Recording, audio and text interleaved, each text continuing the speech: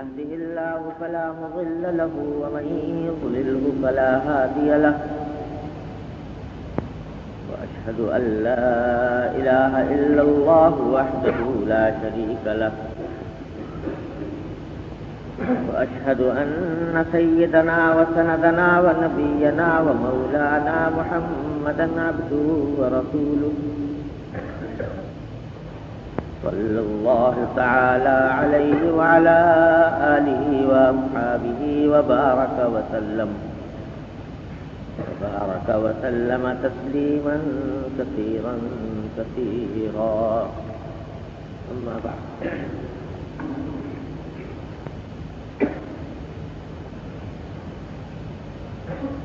عن الأغر المزني رضي الله تعالى عنه أن رسول الله صلى الله عليه وسلم قال إنه ليغان على قلبي وإني لأستغفر الله في اليوم 100 مرة.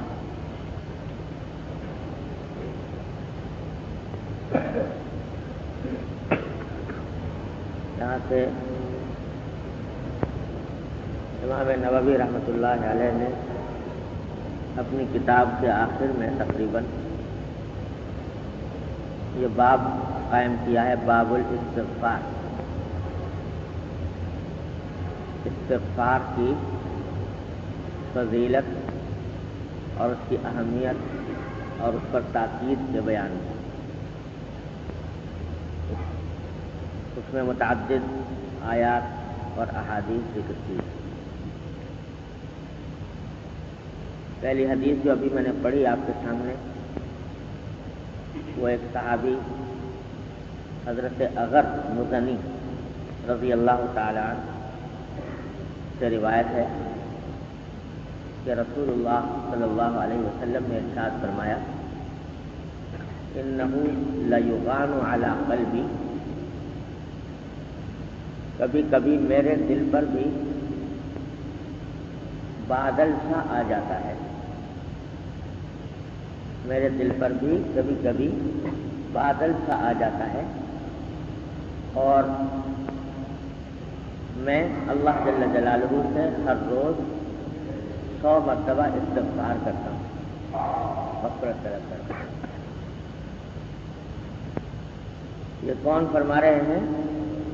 نبی کریم سرور دو عالم صلی اللہ علیہ وسلم، جن کے بارے میں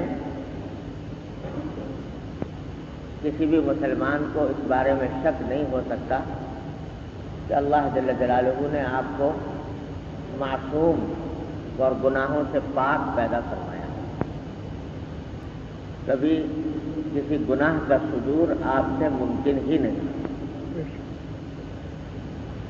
اور اگر بالفرض کوئی بھول چوک کبھی ہو بھی جائے تو یہ اعلان فرما دیا گیا اللہ جل جلالہ کی طرف سے کہ آپ کے سب اگلی پچھلی بھول چوک ہمارے ہاں معاف ہے.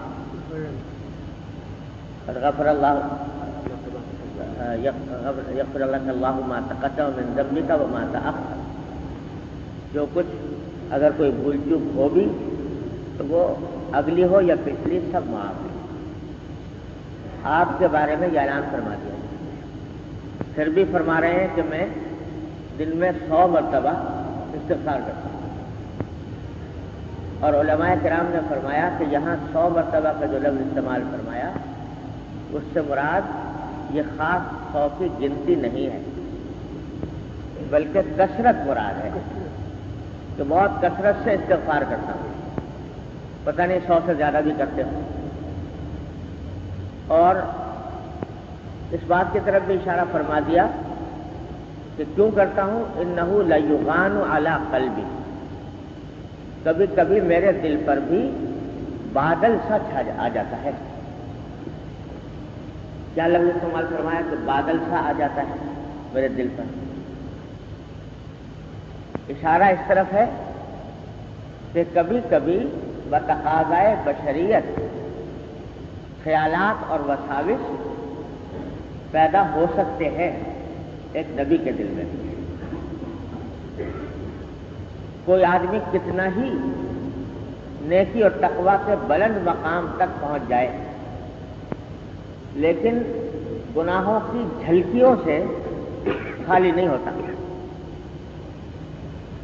نبی کریم صلی اللہ علیہ وسلم کا معاملہ تو بہت اعلیٰ و عرفہ ہے، اس تک تو کون پہنچ سکتا ہے، لیکن جو جتنے بھی اولیاء کرام ہیں، صوفیاء اعظام ہیں، بزرگان دین ہیں، کوئی بھی ایسا نہیں کہ جس کو یہ کہا جائے کہ اس کے دل میں کبھی گناہ کا وسوسہ خیال بھی نہ آتا ہو، کوئی خواہش پیدا ہی نہ ہوتی۔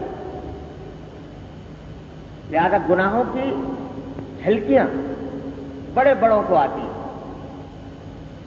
فرق یہ ہوتا ہے کہ ہم جیسے غافل لوگ ذرا سا جھلکی آئی، ہتھیار ڈال دیا اس کے آگے اور ہتھیار ڈال کر ارتکاب کر لیا، اور جن کو اللہ جل جلالہ توفیق عطا فرماتے ہیں تو ان کو خیالات آتے ہیں، وساوس آتے ہیں، ارادے بھی پیدا ہوتے ہیں، لیکن اللہ تبارک و تعالیٰ کے فضل و کرم سے وہ ارادے مجاہدے کی برکت سے مزمحل ہو جاتے ہیں، کمزور ہو جاتے ہیں، انسان کے اوپر غالب نہیں آتے، قابو نہیں پاتے، لہذا باوجود خیال آنے کے اس کے اوپر عمل نہیں،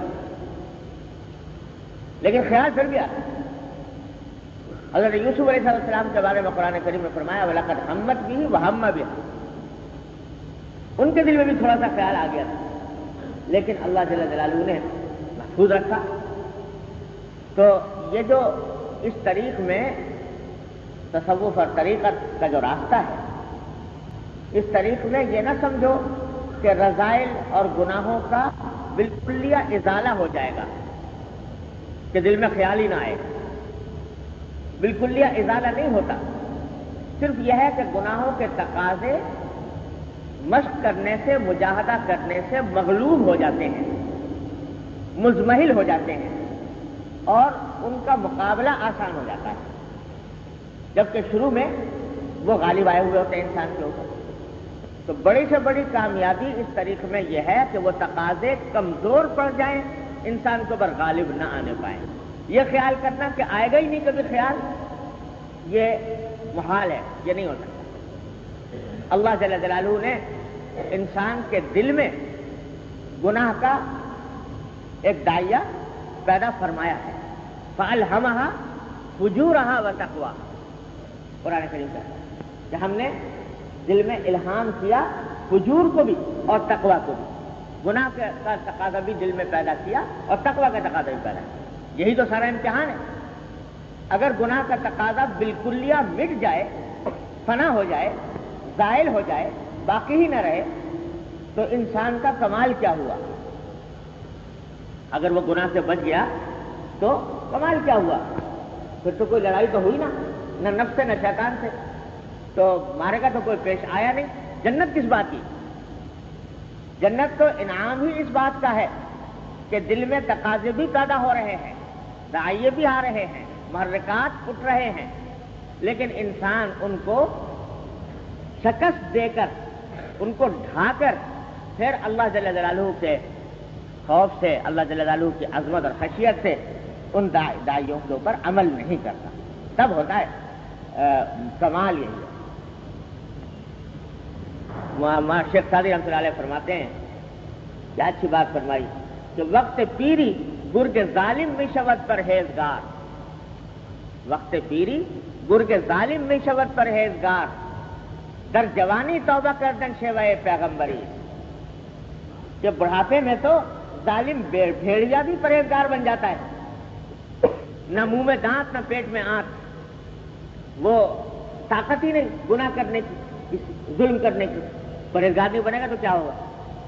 لیکن یہ در جوانی توبہ کردن شیوائے پیغمبری، پیغمبروں کا طریقہ، پیغمبروں کا شیوا یہ ہے کہ جوانی میں آدمی توبہ کرے، جبکہ قوت ہے، طاقت ہے، گناہ کا داعیہ بھی شدت سے پیدا ہوتا ہے، اس کے مواقع بھی میسر ہیں اور اس کی اہلیت اور صلاحیت بھی پوری موجود ہے، پھر اللہ کے خوف سے، اللہ کی خشیت سے آدمی گناہ سے بچ جائے۔ یہ ہے شیوائے پیغمبر۔ تو اس واسطے یہ جو بعض لوگ کہتے ہیں کہ صاحب کوئی ایسی نگاہ ڈال دے کوئی اللہ والا کہ بس گناہ کا داعیہ ہی دل سے مٹ جائے، تو یاد رکھو ایسا کبھی بھی نہیں ہوگا.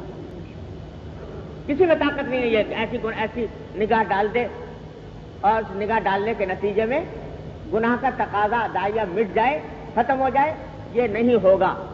جو شخص اس خیال میں ہے وہ دھوکے میں ہے. یہ لوگوں میں بڑے مشہور ہوتا ہے کہ کسی اللہ والے کے پاس جائیں تو اس کے وہ ایسی توجہ ڈال دے، ایسا گلے سے لگا دے، سینے سے لپٹا لے کہ سینے سے اپنے انوار جو ہے منتقل کر دے دوسرے کی طرف، اور اس کے نتیجے میں گناہ کا حصہ پاک ہو جائے. یاد رکھو ایسا کوئی، اگر ایسا ہوتا تو پھر کوئی دنیا میں کافر باقی نہ رہتا. اس طرح اگر یہ تصرفات کے ذریعے سب مسلمان ہو جاتے، ساری دنیا مسلمان ہو جاتی. ہمارے حضرت حکیم الامت مولانا تھانوی صلی اللہ علیہ وسلم، اللہ تعالیٰ ان کے درجات بلند فرمائے. ایک مرتبہ ایک صاحب حاضر ہوئے اور حضرت نے کچھ کہا کو نصیحت فرما دی، نصیحت بھی فرما دی.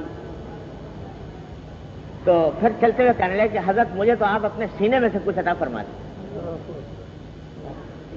مطلب یہ تھا کہ سینے میں سے کوئی نور نکلے گا اور وہ ہمارے سینے میں داخل ہوگا اور اس کے نتیجے میں یہ سب گند کٹ جائے گی. اپنے سینے میں سے کچھ عطا فرما دیں. اور تو فرمایا کہ سینے میں سے کیا عطا فرماؤں؟ سینے میں تو بلغم ہے، سینے میں تو بلغم ہے، بلغم چاہیے تو لے لیں. تو یہ جو دماغ میں خیال پیدا ہوتا ہے کہ صاحب وہ نگاہ پڑے گی اور سینے سے لگ جائیں گے، کسی کا تصرف ہوگا اور وہ سب رسائل دور ہو جائیں گے، تب یہ خیال است و بحال است. ہاں یہ ضرور ہوتا ہے بزرگوں کی نگاہ میں اللہ جل جلالہ نے بزرگوں کے قرب میں، بزرگوں کی صحبت میں اللہ جل جلالہ نے یہ تاثیر ضرور عطا فرمائی ہے کہ اس کے ذریعے انسان کے سوچ اور اس کی فکر کا رخ بعض اوقات بدل جاتا ہے،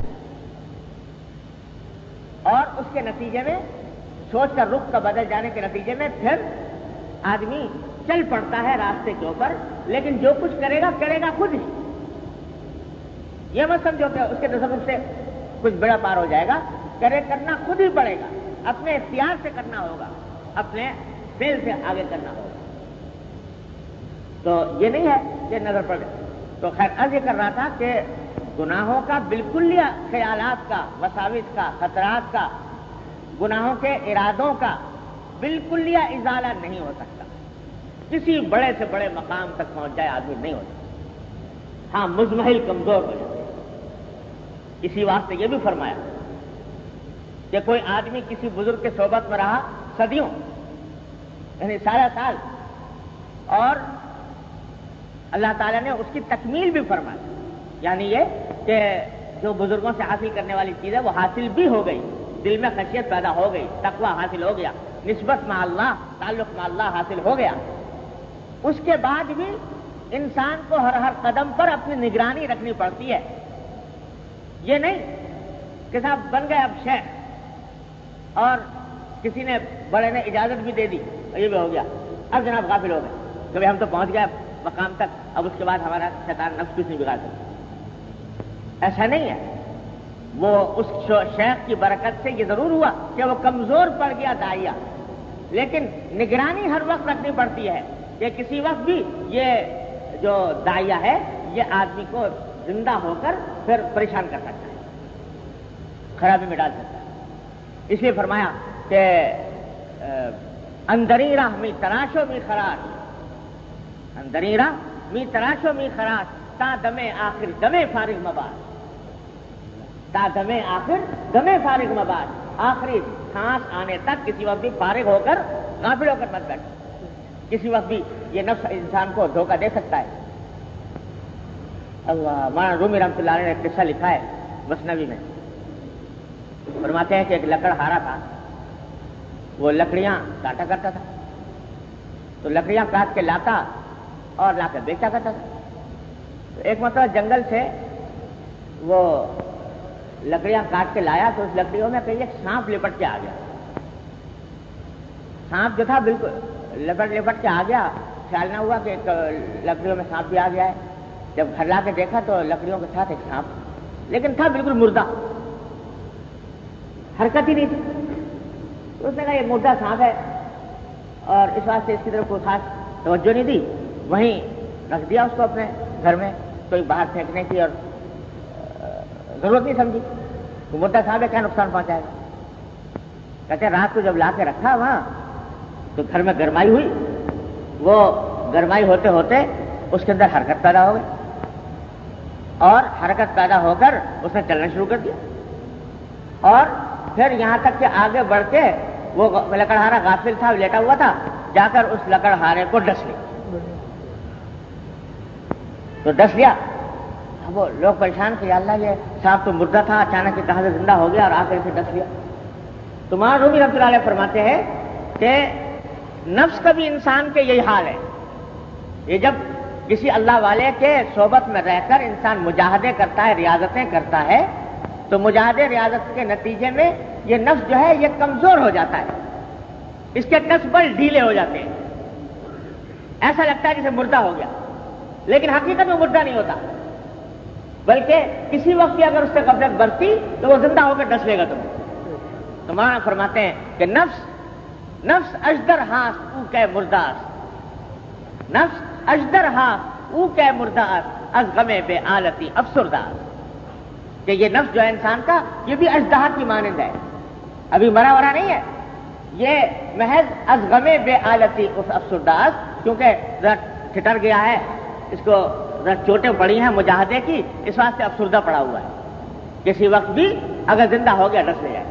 لہذا کسی لمحے بھی فارغ ہو کر مت بیٹھو، تا دمے آخر دمے فارغ رہا. تو یہ جھلکیاں ہر ایک کو آتی ہیں، کسی کو زیادہ کسی کو کم، کسی پر غالب آ گئی، کسی پر مغلوب، کسی کے سامنے مغلوب ہو گئی.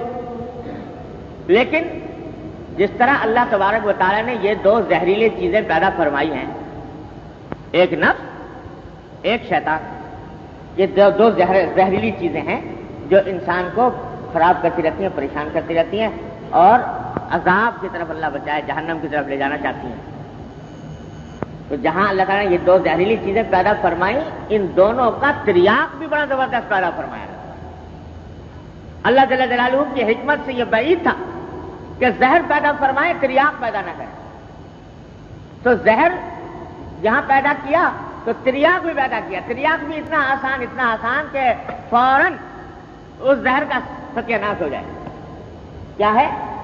استغفار. وہ تریاق ہے استغفار. جب کبھی یہ سانپ تم کو ڈسے یا ڈسنے کا اندیشہ ہو، بس یہ تریاق استعمال کرو، استغفر اللہ ربی من کل ذنب واتوب الیہ. یہ ایسا تریاق اللہ نے پیدا کر دیا کہ فوراً اس کا علاج ہو. اللہ نے جب بھی کوئی بیماری پیدا کی اس کا علاج ہی پیدا کیا. میں نے شاید پہلے بھی آپ کو سنایا تھا قصہ کہ ایک مرتبہ میں جنوبی افریقہ میں کیپ ٹاؤن کے علاقے میں جا رہا تھا گاڑی میں، تو راستے میں پہاڑی علاقہ تھا، کہیں گاڑی رک گئی، تو ایسے ہی کچھ نماز پڑھنے یا کسی کام کے لیے اترے تھے، تو دیکھا تو ایک بڑا خوبصورت جھاڑی ہے سامنے، بڑی خوبصورت پتے اس کے، بڑا حسین، اتنا خوبصورت پتا تھا کہ بے اختیار دل چاہا کہ اس پتے کو توڑے اور اپنے پاس رکھے. تو میں نے توڑنے کے لیے ہاتھ بڑھایا تو میرے ساتھ جو رہنما تھے وہ ایک دم سے چیخ پڑے کہ حضرت اس کو نہ چھیڑیے گا، آپ اس کو مت توڑیے. میں نے کیوں بات، کیا بات ہے؟ کہ صاحب یہ تو بڑی زہریلی جھاڑی ہے، یہ پتا دیکھنے میں بڑا خوشنما ہے، لیکن اگر اس کو ہاتھ لگاؤ تو اتنا زہریلا ہے کہ اس سے انسان کے جسم میں زہر چڑھ جاتا ہے، اور جس طرح بچھو کے کاٹنے سے لہریں ہوتی ہیں ایسی لہریں ہوتی ہیں، تو اس کو نہ چھیڑیے گا. بڑا چکر رہ گیا، اللہ تعالیٰ کا شکر ادا کیا کہ ہاتھ نہیں لگایا تھا ابھی تک، پہلے سے پتا چل گیا. بھائی یہ تو بڑا خطرناک چیز ہے بھی بڑی خوبصورت، آدمی فوراً ہاتھ بڑھاتا ہے اس کی طرف، اور ہے تھی خطرناک زہریلی. ذہن منتقل ہوا کہ دیکھو سارے جتنے بھی یہ لذات دنیاویہ ہیں، شہوات، اللہ تعالیٰ نے فرمایا کہ نارا حفت بالشہوات، ان الجنت حفت بالشہوات. تو یہ شہوات جتنی بھی ہیں دنیا کی لذتیں، وہ سب ایسی ہیں دیکھنے میں بڑی خوشنما ہیں، لیکن ہیں حقیقت میں زہریلی. تو میں نے ان سے کہا کہ بھائی یہ تو بڑا معاملہ خطرناک ہے. کوئی بیچارہ, آپ نے مجھے بتا دیا, کوئی بیچارہ انجان آدمی جا رہا ہو اور جا کر ہاتھ لگا دے اس کو, تو وہ تو مصیبت میں پکڑا جائے. تو اس کے بعد انہوں نے اس سے زیادہ عجیب بات بتائی. کہنے لگے صاحب ہے تو واقعی خطرناک بہت, لیکن اللہ تعالیٰ کی قدرت کا بھی عجیب کرشمہ ہے کہ جہاں کہیں یہ جھاڑی ہوتی ہے یہ زہریلی, تو اس کی جڑ میں لازماً ایک اور پودا ضرور ہوتا ہے. اگر کسی کا ہاتھ لگ جائے اور اس کے اوپر وہ زہر چڑھ جائے تو اس کا فوری علاج یہ ہے کہ وہ جو نیچے اگی ہوئی جھاڑی ہے اس کو ہاتھ لگا دے, فوراً تریاق ہو جائے گا, اس زہر جاتا رہے گا. انہوں نے دکھائی مجھے کہ وہ دیکھے یہ جڑ کے اندر ہوئی ہے, جہاں کہیں یہ زہریلی جھاڑی ہوگی نیچے ضرور یہ پودا ہوگا, اس کو ہاتھ لگاؤ, زہر چڑھا فوراً اس کو ہاتھ لگا لو, زہر اتر دو. یہ تریاق پیدا کرتا ہے. تو میں نے کہا بھائی جب اللہ تعالیٰ کی حکمت, تو پورا نقشہ ہے یہ ہمارے گناہوں کا اور استغفار کا, کہ جہاں بھی کہیں یہ زہر چڑھے گناہ کا, فوراً اللہ تبارک و تعالیٰ نے بتا دیا کہ یہ تریاق استعمال کرو, استغفر اللہ ربی من کل ذنب واتوب الیہ, استغفار. تو بلکہ ہمارے حضرت اللہ تعالیٰ ان کے درجات بلند فرمائے, حضرت ڈاکٹر صاحب صلی اللہ علیہ وسلم عجیب بات ارشاد فرما دیتے کہ دیکھو بھائی, انسان جو ہے نا یہ اس میں تو گناہ کی صلاحیت رکھی گئی نا, باقاعدہ گناہ کی صلاحیت انسان میں رکھی گئی, تب بھیجا گیا. جن میں نہیں تھی صلاحیت گناہ کی, ان کو دنیا میں خلیفہ بنانے کا اہل بھی قرار نہیں دیا. فرشتے تھے نا, ان کے اندر گناہ کی صلاحیت نہیں, اہلیت نہیں, تو کہا تم خلافت کے بھی اہل نہیں, تم یہیں پر اللہ اللہ کرو آسمانوں میں ملائے اعلیٰ میں. انسان کو خلیفہ بنایا, اس واسطے بنایا کہ اس کے اندر گناہ کی اہلیت صلاحیت تھی, اور جب دنیا میں بھیجنے لگے تو دنیا میں بھیجنے سے پہلے ایک غلطی کروائی نمونے کے طور پہ, ریہرسل.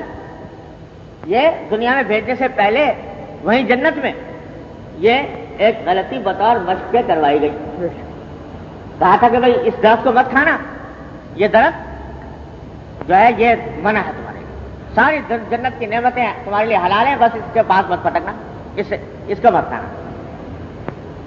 اب جناب وہ پہنچ گئے حضرت شیطان صاحب, اور انہوں نے بہکا دیا, بہکانے کے بعد کھا لیا, غلطی ہو گئی. یہ غلطی کروائی گئی. ارے کوئی کام دنیا میں اللہ جل جلالہ کی مشیت کے بغیر ہو سکتا ہے؟ اللہ جل جلالہ نے یہ غلطی کروائی, اور کروانے کے بعد کیا کیا؟ اوہو, ندامت, شکستگی, بڑی واماندگی کہ یا اللہ ہم سے کیا غلطی ہو گئی, کیا ہو گیا, پریشانی, ندامت. جب ہوئی تو اسے سکھایا, کیا سکھایا؟ کہ تلقى آدم من ربه کلمات. آدم علیہ السلام کو سکھایا کہ اچھا یہ کلمات کہو. کون سے؟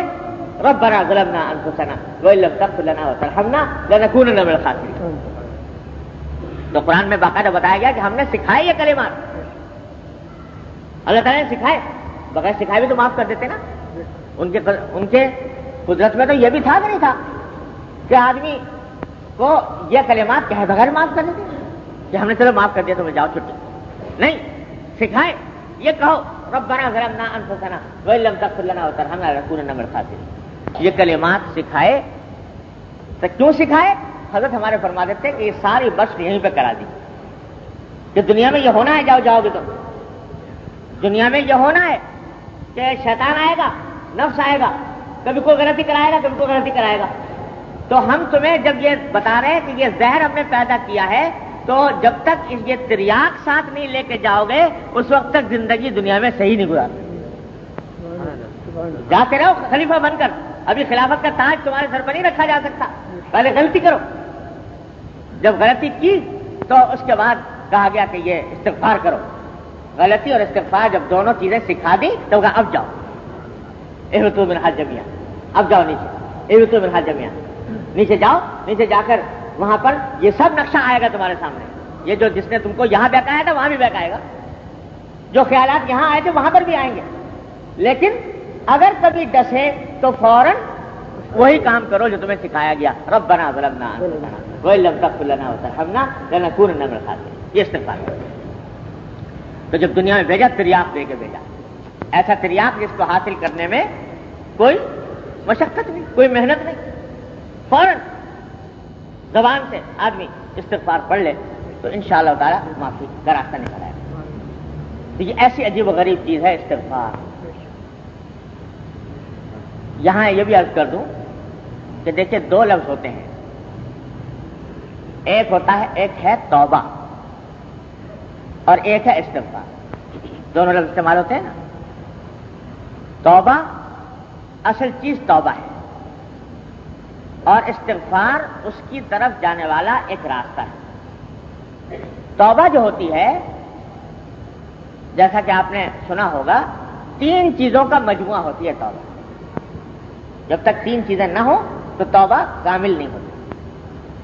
ایک تو یہ کہ جو غلطی ہوئی، جو گناہ ہوا، اس کے اوپر ندامت، شرمندگی کہ ہم سے یہ غلطی ہو گئی، پشیمانی اس کے اوپر، دلی شکستگی، ندامت۔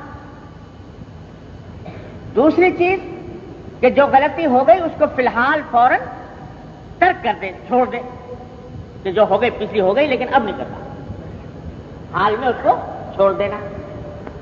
اور آئندہ کے لیے عزم کامل، آئندہ واپس نہیں جاؤں گا اس کے بعد۔ یہ 3 چیزیں مکمل ہوں تو توبہ بنتی ہے۔ ماضی پر ندامت، حال میں ترک، مستقبل میں عزم کہ آئندہ یہ کام نہیں کروں گا۔ یہ 3 چیزیں ہوں اکٹھی تو توبہ صادق آتی ہے۔ جب توبہ کر لی تو حدیث میں ہے کہ التائب من الذنب کمن لا ذنب لہ، جب جس نے کسی گناہ سے توبہ کر لی وہ ایسا ہو گیا جیسے کہ گناہ کیا ہی نہیں تھا۔ یعنی صرف یہ نہیں ہے کہ معافی ہو جائے گی، وہاں صرف یہ نہیں ہے، جس گناہ سے توبہ کر لی گئی وہ نامہ اعمال سے ہی مٹا دیا جاتا ہے۔ یہ نہیں ہے کہ وہاں پر نامہ اعمال میں رہے کہ اب یہ ان گناہوں سے تمہیں توبہ کر لی تھی لہذا اب تمہیں ان کی تو معافی ہوتی ہے، باقی ایسا نہیں ہے۔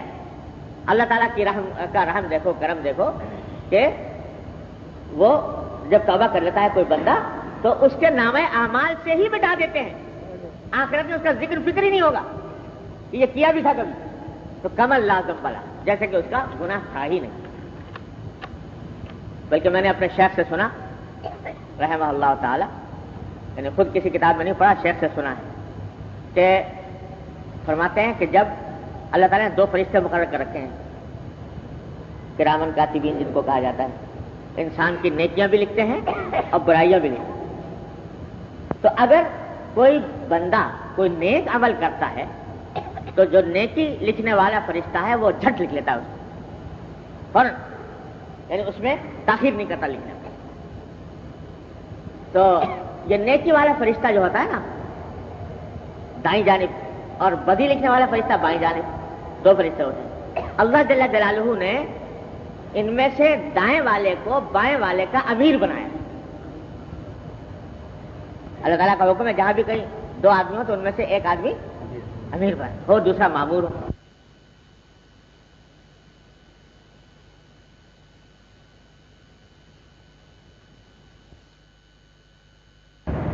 اللہ تعالیٰ کا حکم ہے جہاں بھی کہیں 2 آدمی ہو تو ان میں سے ایک آدمی امیر ہو، دوسرا مامور ہو۔ تو یہ دایاں جو ہوتا ہے وہ امیر ہوتا ہے اور بایاں مامور۔ تو جب نیکی والا جو فرشتہ ہوتا ہے جب نیکی کرتا ہے تو اس کو تو لکھنے کے لیے دوسرے سے پوچھنے کی حاجت نہیں کیونکہ امیر ہے، تو جو ہی نیکی کی کسی بندے نے فوراً لکھی۔ بایاں والا جو ہے وہ اس کا ماتحت، تو ماتحت ہونے کی وجہ سے جب کوئی بندہ کوئی گناہ کرتا ہے یا غلطی کرتا ہے تو یہ بایاں والا فرشتہ جو ہے وہ اپنے امیر سے پوچھتا ہے، دائیں والے سے، کہ لکھ لوں یہ اس نے گناہ کیا ہے، یہ غلطی ہوئی ہے، اس سے لکھ لوں؟ تو وہ کہتا نہیں ابھی مت، ابھی ٹھہر جائے، ہو سکتا ہے توبہ کر، ہو سکتا ہے توبہ کر۔ تو اگر توبہ کر لے گا تو پھر کیا ضرورت ہے، پھر مٹانا پڑے گا لکھنا۔ تو وہ اس کو فوراً نہیں لکھواتا، منع کرتا ہے لکھنا۔ پھر دوبارہ کر لیا، پوچھتا ہے اب لکھ لوں؟ وہ کہتا نہیں ابھی ٹھہر، ہو سکتا ہے کہ سر توبہ کر. جب تیسری مرتبہ پوچھتا ہے اور پھر بھی بندہ توبہ نہیں کرتا، تب کہتا ہے کہ بھائی اب لکھ لے، اب لکھ. اللہ جل جلالہ کی رحمت یہ ہے کہ بندے کو مہلت دیتے ہیں گناہ کے بعد کہ وہ کسی طریقے سے توبہ کر لے، ہمارے سے معافی مانگ لے، تاکہ اس کے نامہ اعمال میں لکھنا ہی نہ پڑے. پھر بھی کوئی اصرار کرے تو پھر لکھ دیا جاتا ہے. لکھ دیا، پھر بھی یہ دروازہ کھلا رکھا ہے مرتے دم تک کے لیے کہ جب چاہو اس کو مٹوا لو ہمارے نامہ، توبہ کر لو اور اس کو مٹوا لو. یہ ربر ہر وقت دے رکھی ہے تمہیں کہ نامہ اعمال میں سے یہ گناہ کو مٹانے کے لیے جب چاہو مٹوا لو. ایک مرتبہ سچے دل سے توبہ کر لو، مٹ گیا، نامہ اعمال میں ذکر ہی نہیں. اور دروازہ اتنا کھلا رکھا ہے مرتے دم تک، جب تک کہ نزع کی حالت طاری نہ ہو اس وقت تک توبہ کا دروازہ کھلا ہوا ہے. اللہ اکبر، کیا کریم کی درگاہ ہے. جب بازا ہر ارن سے ہستی بازا، گر کافر و گبر و بت پرستی بازا، ای درگاہ ماں درگاہ نومیدی نیز، 100 بار اگر توبہ شکستی بازا. 100 مرتبہ توبہ توڑی اور پھر یہ دروازہ کھلا ہے. تو یہ ہے توبہ. تینوں کام اگر جمع کر لو تو توبہ کا دروازہ کھلا ہوا ہے، مرتے دم تک کھلا ہوا ہے. اللہ، ہمارے بزرگ تھے حضرت بابا نجم حسن صاحب صلی اللہ تعالیٰ اللہ تعالیٰ ان کے درجات بلند فرمائیں. ہمارے حضرت کے خلیفہ تھے، حضرت جمل صلی اللہ علیہ وسلم. بڑے عجیب و غریب بزرگ تھے. جن لوگوں نے زیارت کی ہے وہ جانتے ہیں ان کی کے مقام سے واقف ہیں. عجیب باتیں ارشاد فرما رہے تھے. اللہ تعالیٰ نے عجیب فہم و فراست عطا فرمائی تھی. ایک دن میں بیٹھا ہوا تھا ان کی خدمت میں، وہ توبہ پر بیان فرما رہے ہیں کہ توبہ کتنی اچھی چیز ہے اللہ تعالیٰ نے. ان کے چٹکلے ہوتے تھے چھوٹے چھوٹے. ایک نوجوان آیا تھا، ایسے ہی بیچارہ آزاد منش قسم کا نوجوان، کسی مقصد سے آ گیا ہوگا کہیں. تو یہ اللہ والے جو ہوتے ہیں یہ ہر وقت شکار کرنے کی فکر میں رہتے ہیں. تو وہ آیا تو اس کو کچھ کان میں ڈالنی چاہیے بات. تو اس سے کہا کہ میاں لوگ سمجھتے ہیں دین بڑا مشکل کام ہے. ارے میاں کچھ بھی مشکل نہیں ہے دین. رات کو بیٹھ کے توبہ کر لیا کرو، رات کو بیٹھ کے اللہ تعالیٰ سے توبہ کر لیا کرو، بس یہ دین ہے سارا. اس کو یہ سمجھا رہے تھے. خیر جب وہ چلا گیا تو میں نے حضرت سے عرض کیا، میں نے کہا حضرت یہ آپ نے ہے تو واقعی بڑی عجیب غریب چیز توبہ، لیکن ایک طبیعت میں سوال رہتا ہے، اس کی وجہ سے بے چینی رہتی ہے. فرمانے کیا؟ تو میں نے کہا جی بات یہ ہے کہ کہتے ہیں توبہ کی 3 شرائط ہیں. ایک یہ کہ ندامت ہو دل میں، دوسرے کہ فوری طور سے چھوڑ دے، آئندہ کے لیے عزم کرے کہ آئندہ کبھی بھی نہیں کروں گا. تو پہلے 2 کام تو ہیں آسان، وہ ذرا مشکل نہیں ہے. یعنی ندامت بھی ہو جاتی ہے گناہ کرنے کے بعد، اور ابھی بھی چھوڑ بھی دیا یہ بھی ہو جاتا ہے. تاکہ یہ پکا عزم کہ آئندہ ہرگز نہیں کروں گا، یہ عہد یہ عزم یہ مشکل لگتا ہے، اور اس کے اندر شبہ رہتا ہے کہ پتہ نہیں یہ صحیح ہوا بھی کہ نہیں عزم. اور جب اس کے اندر شبہ رہتا ہے تو شبہ یہ کہ توبہ صحیح نہ ہوئی اگر عزم صحیح نہیں ہوا. جب توبہ صحیح نہ ہوئی تو توبہ کے جو کچھ فوائد آپ بتا رہے ہیں وہ سارے مشکوک ہو جاتے ہیں. اس واسطے پریشانی رہتی ہے. یہ میں نے عرض کیا حضرت بابا. اللہ تعالیٰ درجات ان کے بیان فرمائیں. بزرگوں کو اللہ تعالیٰ نے جو فہم عطا فرماتے ہیں. کہنے کہ جاؤ میاں تم سمجھے ہی نہیں، عزم کا مطلب ہی نہیں سمجھے. ارے عزم کا مطلب یہ ہے کہ اپنی طرف سے ارادہ کر لو کہ آئندہ گناہ نہیں کروں گا. یہ ارادہ کرتے وقت اگر دل میں دھڑکا لگا ہوا ہے کہ پتہ نہیں میں اس عزم پر ثابت قدم رہ سکوں گا یا نہیں، تو یہ دھڑکا اس عزم کے منافی نہیں. یہ خطرہ اگر دل میں لگا ہوا، اپنی طرف سے عزم تو کر لیا، ارادہ کر لیا، لیکن خطرہ لگا ہوا ہے کہ پتہ نہیں میں اس عزم پر ثابت قدم رہ سکوں گا کہ نہیں. کر تو رہا ہوں لیکن میں کمزور ہوں، عاجز ہوں، پتہ نہیں یہ اس کے اوپر قائم رہ سکوں گا یا نہیں، اس کی پابندی کر سکوں گا یا نہیں.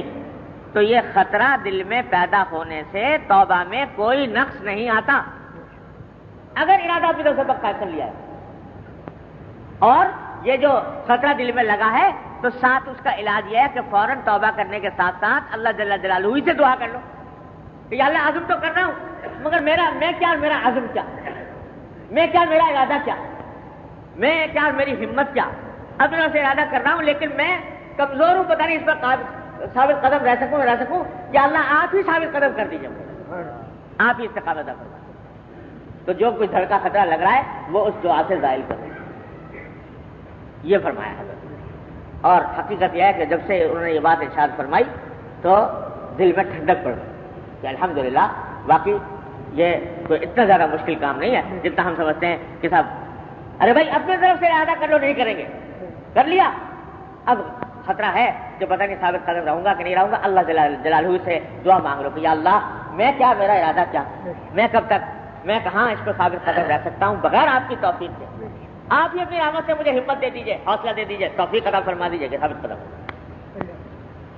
تو یہ کرنا تو کوئی مسئلہ اتنا بڑا توبہ کا ہے نہیں، اور جب تک اللہ جل جلالہ نے توبہ کا دروازہ کھولا ہوا ہے میاں، تو مایوسی کیسی،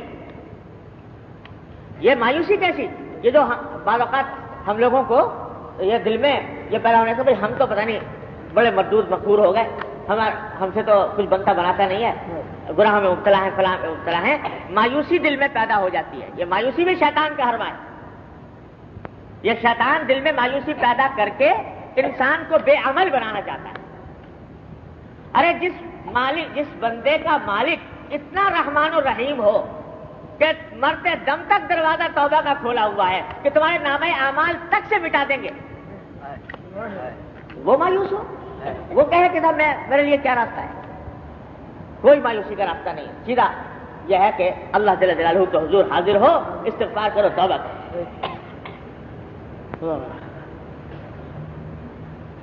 حضرت سری سقطی رحمۃ اللہ علیہ بڑے درجے کے اولیاء اللہ میں سے ہیں، حضرت جنید بغدادی کے شیخ رحمہ اللہ، وہ فرماتے ہیں کہ دیکھو جب تک تمہیں گناہوں سے ڈر لگتا ہو، گناہوں سے ڈر لگتا ہو اور گناہ کر کے دل میں ندامت پیدا ہوتی ہو، اس وقت تک مایوسی کا کوئی جواب نہیں۔ اللہ بچائے، خطرناک بات یہ ہے کہ گناہ کا ڈر مٹ جائے اور گناہ کرنے کے بعد کوئی ندامت پیدا نہ ہو، سینہ زوری کرنے لگے انسان، اس گناہ کو سچا ثابت کرنے کی کوشش کرنے لگے، اس کی تعویلیں تلاش کرنا شروع کر دے، اللہ بچائے، وہ تو ہے خطرناک معاملہ غفلت۔ لیکن جب تک دل میں ندامت پیدا ہوتی ہے تو مایوسی کا کوئی راستہ نہیں۔ تو ہمارے حضرت شعر پڑھا کرتے تھے کہ سوئے نومیدی مرو امید ہا، سوئے تاریکی مرو خورشید ہا، نومیدی کی طرف مت جاؤ، تاریکی کی طرف مت جاؤ۔ اللہ تعالیٰ نے یہ سورج پیدا کیے ہوئے ہیں توبہ کے، کہ اس توبہ کر لو گے تو انشاءاللہ مایوسی کا کوئی راستہ نہیں۔ تو کتنا ہی گناہ کر چکا ہو انسان، کبھی مایوسی کو پاس نہ آنے دے۔ ارے گناہ کی حقیقت کیا ہے؟ 1 منٹ میں توبہ کے اندر سب اڑ جاتے ہیں، سارے گناہ بڑے سے بڑے۔ وہی حضرت بابا صاحب، ہمارے حضرت بابا نجم حسن صاحب رضی اللہ عنہ، شاعر بھی بڑے اچھے تھے، تو ان کا شعر ہم جیسے لوگوں کے لیے بڑا تسلی کا شعر ہوا کرتے ہیں۔ ان کا شعر ہے کہ دولتیں مل گئی ہیں آہوں کی، دولتیں مل گئی ہیں آہوں کی، آہیں کیا؟ یہی ندامت کی آہ، توبہ کی آہ، استغفار کی آہ۔ دولتیں مل گئی ہیں آہوں کی، ایسی تیسی میرے گناہوں کی۔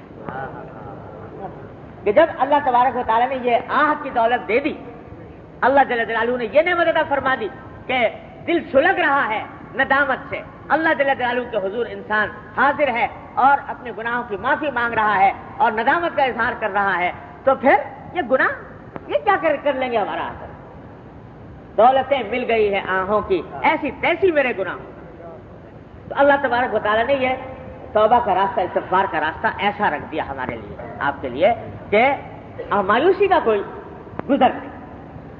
تو بھائی میں عرض کر رہا تھا کہ ایک تو ہے توبہ، توبہ تو یہ ہے 3 چیزوں کا مجموعہ، اس کے بغیر توبہ کامل نہیں ہوتی۔ ایک ہے استغفار، استغفار جو ہے وہ عام ہے توبہ کے مقابلے میں، توبہ خاص ہے اور استغفار عام ہے۔ استغفار کے معنی ہے مغفرت کی دعا کرنا، اللہ جل جلالہ سے بخشش مانگ، یا اللہ مجھے تو حضرت امام غزالی رحمۃ اللہ علیہ فرماتے ہیں، ہم لوگوں کے لیے بڑی تسلی کی باتیں ہیں یہ سب بزرگوں کے بتائی ہوئی. وہ فرماتے ہیں کہ استغفار جو ہے اس کے لیے 3 شرطیں نہیں ہیں. استغفار کرنے کے لیے توبہ کے لیے ہے، استغفار کے لیے یہ 3 شرطیں نہیں ہیں. استغفار ہر حالت میں کرے انسان، جس وقت بھی کوئی غلطی ہو، کوئی شائبہ پیدا ہو، کوئی وسوسہ پیدا ہو، عبادت میں کوتاہی ہو، کسی قسم کی صورت ہو، اس میں استغفار مشروع ہے. استغفار کر، استغفر اللہ ربی بکل ذنب واتوب الیہ، یہ استغفار کرے. کہنے کا منشا یہ ہے، یعنی اور آگے بڑھ کر بات کہہ رہا ہوں، اللہ تعالیٰ اس کا غلط معنی لینے سے ہم کو محفوظ رکھے، اس کا نقصان نہ پہنچے، فائدہ پہنچے. بات ہے صحیح لیکن نازک بات ہے. امام غزالی رحمۃ اللہ نے لکھی ہے، بات نازک ہے لیکن خطرناک بھی ہے اگر کوئی غلط استعمال کرے تو، لیکن ہے صحیح 100%. وہ فرماتے ہیں کہ دیکھو، اصل راستہ تو ہے ایک مومن کے لیے کہ توبہ کرے، اور توبہ کی وہی 3 شرطیں، ندامت بھی ہو، چھوڑے بھی، آئندہ کے لیے عزم بھی کرے. اصل راستہ تو وہی. لیکن کوئی شخص ایسا ہوتا ہے کہ اس نے بہت سے گناہ چھوڑ دیے، کوشش میں لگا ہوا ہے چھوڑنے کی، لیکن ایک آدھا گناہ ایسا رہ گیا کہ جس کو چھوڑنے پر قادر نہیں ہو پا رہا، باوجود کوشش کے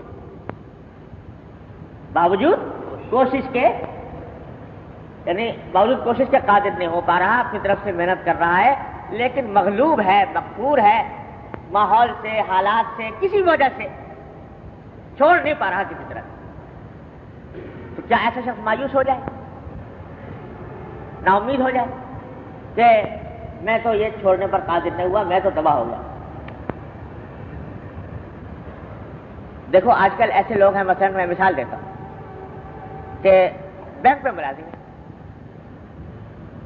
ملازم ہے، بینک کی ملازمت ہے ناجائز حرام، سود کی آمدنی، اللہ بچائے، تو حرام. اب بیچارہ وہ آیا، رجوع کیا، اس نے کچھ دین کی طرف مائل ہوا، اس نے بہت سارے گناہ چھوڑ دیے، کچھ نماز روزہ شروع کر دیا، دین کی طرف کام کرنا شروع کر دیا. اب چاہتا یہ بھی ہے کہ میں کسی طرح اس ناجائز آمدنی سے بھی بچ جاؤں، لیکن بچے ہیں، بیوی ہے، فرائض ہیں، ان کے معاش کا مسئلہ ہے، چھوڑ کے الگ ہو جائے تو خطرہ ہے کہ کہیں پتہ نہیں کیا صورتحال بنے گی. اسے چھوڑنے پر قادر نہیں ہو رہا، تلاش میں ہے کوئی دوسری ملازمت مل جائے، کوئی دوسرا روزگار مل جائے. میں کہا کرتا ہوں کہ ایسے آدمی کو چاہیے کہ وہ اس طرح ملازمت تلاش کرے، دوسری ایسا روزگار تلاش کرے جیسا ایک بے روزگار آدمی تلاش کرتا ہے، اس طرح تلاش کرے. لیکن ظاہر ہے کہ اپنے اختیار میں نہیں ہوتا، ملازمت ملنا نہیں مل رہی، تو اس کے بارے میں کیا ہے؟ کیا ایسا شخص مایوس ہو کے بیٹھ جائے کہ بالکل میں چھوڑ تو سکتا نہیں اور اس بات سے عزم بھی نہیں کر سکتا، تو میں تائب بھی نہیں ہو سکتا، تو کیا مایوس ہو جائے؟ اس کے لیے کوئی راستہ نہیں. امام غزالی رحمۃ اللہ فرماتے ہیں کہ نہیں، اس کے لیے بھی ہے راستہ، اللہ تعالیٰ نے اس کے لیے بھی راستہ ہے. اور وہ یہ ہے کہ جب تک دوسری ملازمت نہیں ملتی اور جب تک دوسرا روزگار نہیں ملتا، باوجود سنجیدگی سے کوشش کرنے کے، اس وقت تک یہ ہے کہ یہ کام جاری رکھے، لیکن ساتھ ساتھ اس کے اوپر استغفار بھی جاری رکھے، توبہ نہیں ہوگی وہ، اس واسطے کہ توبہ تو وہ ہے کہ جس میں چھوڑ دیا جائے کوئی عمل، چھوڑ سک نہیں رہا، اور عزم اس میں آئندہ کے لیے نہیں، اس واسطے کہ ابھی تک تو کر رہا ہے. توبہ تو نہیں کہلائے گی وہ، لیکن استغفار ہوگا. استغفار کے معنی کہ اللہ میں مجبور ہو گیا ہوں، ہے غلط کام، گناہ کا کام، لیکن مجھے اس پر ندامت ہے، شرمندگی ہے، لیکن یا اللہ چھوڑنے پر قادر نہیں ہو رہا ہوں، مجھے اپنی رحمت سے معاف فرما ہے. اور پھر آئندہ کی دعا بھی کریں، یا اللہ مجھے نکال بھی دیجیے اس راستے سے. یہ ہے استغفار. اسے میں نے کہا تھا کہ استغفار توبہ سے زیادہ عام ہے، اور استغفار میں وہ 3 شرطوں کے بغیر بھی ہو سکتا ہے کہ یہ استغفار کرے. جہاں جہاں آدمی مغلوب مرغوب ہو تو یہ کرے. تو اس استغفار کے بارے میں امام غزالی پہلے فرماتے ہیں کہ دیکھو حدیث میں فرمایا نبی کریم سرور دو عالم صلی اللہ علیہ وسلم نے کیسی تسلی کی بات ارشاد فرمائی کہ ما اصر من استغفر، جو شخص استغفار کرے وہ اصرار کرنے والوں میں شمار نہیں ہوتا، کیونکہ حدیث میں یہ فرمایا نا نیک اللہ کے نیک بندوں کا ذکر کرتے ہوئے کہ الذین یجتنبون الفواحش الا اللمم، نہیں کیسے آئے والذین اذا فعلوا فاحشۃ او ظلموا انفسهم ذکروا اللہ فاستغفروا لذنوبهم ومن یغفر الذنوب الا اللہ ولم یصروا علی ما فعلوا وهم یعلمون، ایسے ہی وهم یعلمون کہ اللہ کے نیک بندوں کا ذکر کہ اگر ان سے کوئی غلطی ہو جائے کبھی فعلوا فاحشۃ او ظلموا انفسهم، اپنے جانوں پر ظلم کر لیں تو اللہ کو یاد کرتے ہیں اور اپنے گناہوں کا استغفار کرتے ہیں، اور بیچ میں جملہ متعدہ کی توبہ اللہ نے فرما دیا کون ہے جو گناہوں کی مغفرت کرے سوائے اللہ کے؟ نماز کی تیاری کے لیے جی ہاں، تو کون ہے جو گناہوں کی مغفرت کرے سوائے اللہ کے؟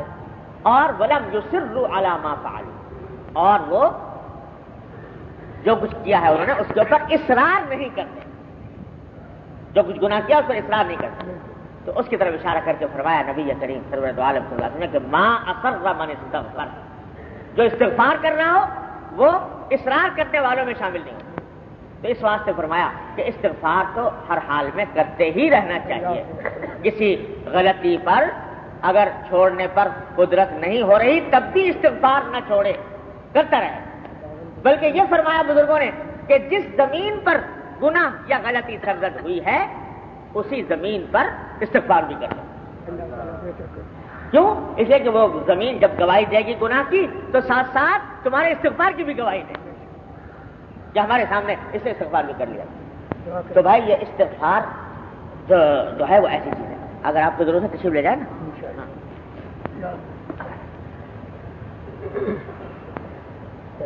ادھر سے چلے جائیے۔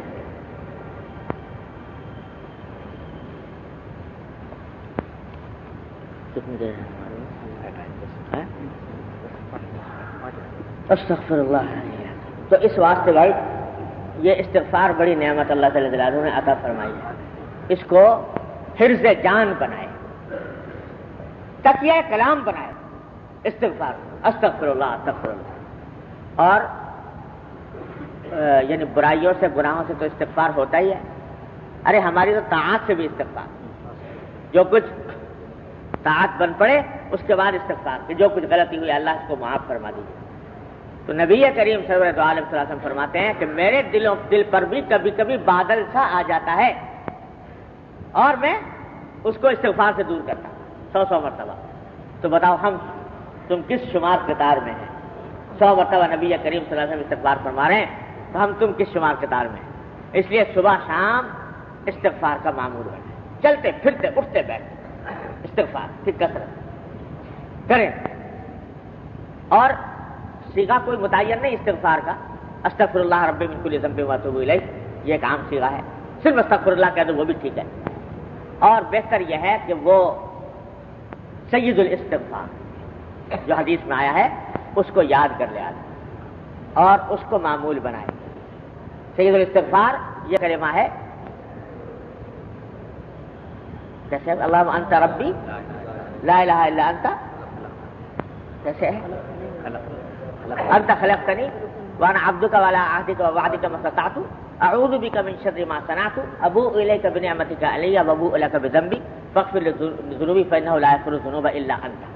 یہ سید الاستغفار حدیث میں آتا ہے کہ نبی کریم صلی اللہ علیہ وسلم نے ارشاد فرمایا کہ جو شخص صبح کو پڑھ لے یہ سید الاستغفار، شام تک اگر اس کا انتقال ہوگا سیدھا جنت میں جائے گا انشاءاللہ۔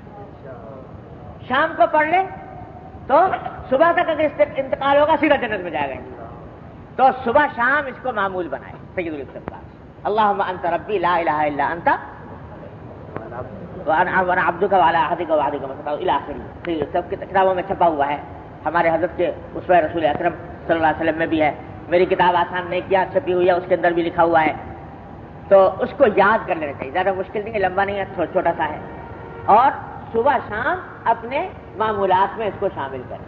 بلکہ میں تو کہتا ہوں کہ ہر نماز میں، نماز کے بعد یہ سید الاستغفار پڑھ لینا چاہیے، ایک دفعہ پڑھ لینا کافی انشاءاللہ۔ تو یہ کم از کم ایک مرتبہ پڑھ لیا کرے ہر نماز کے بعد۔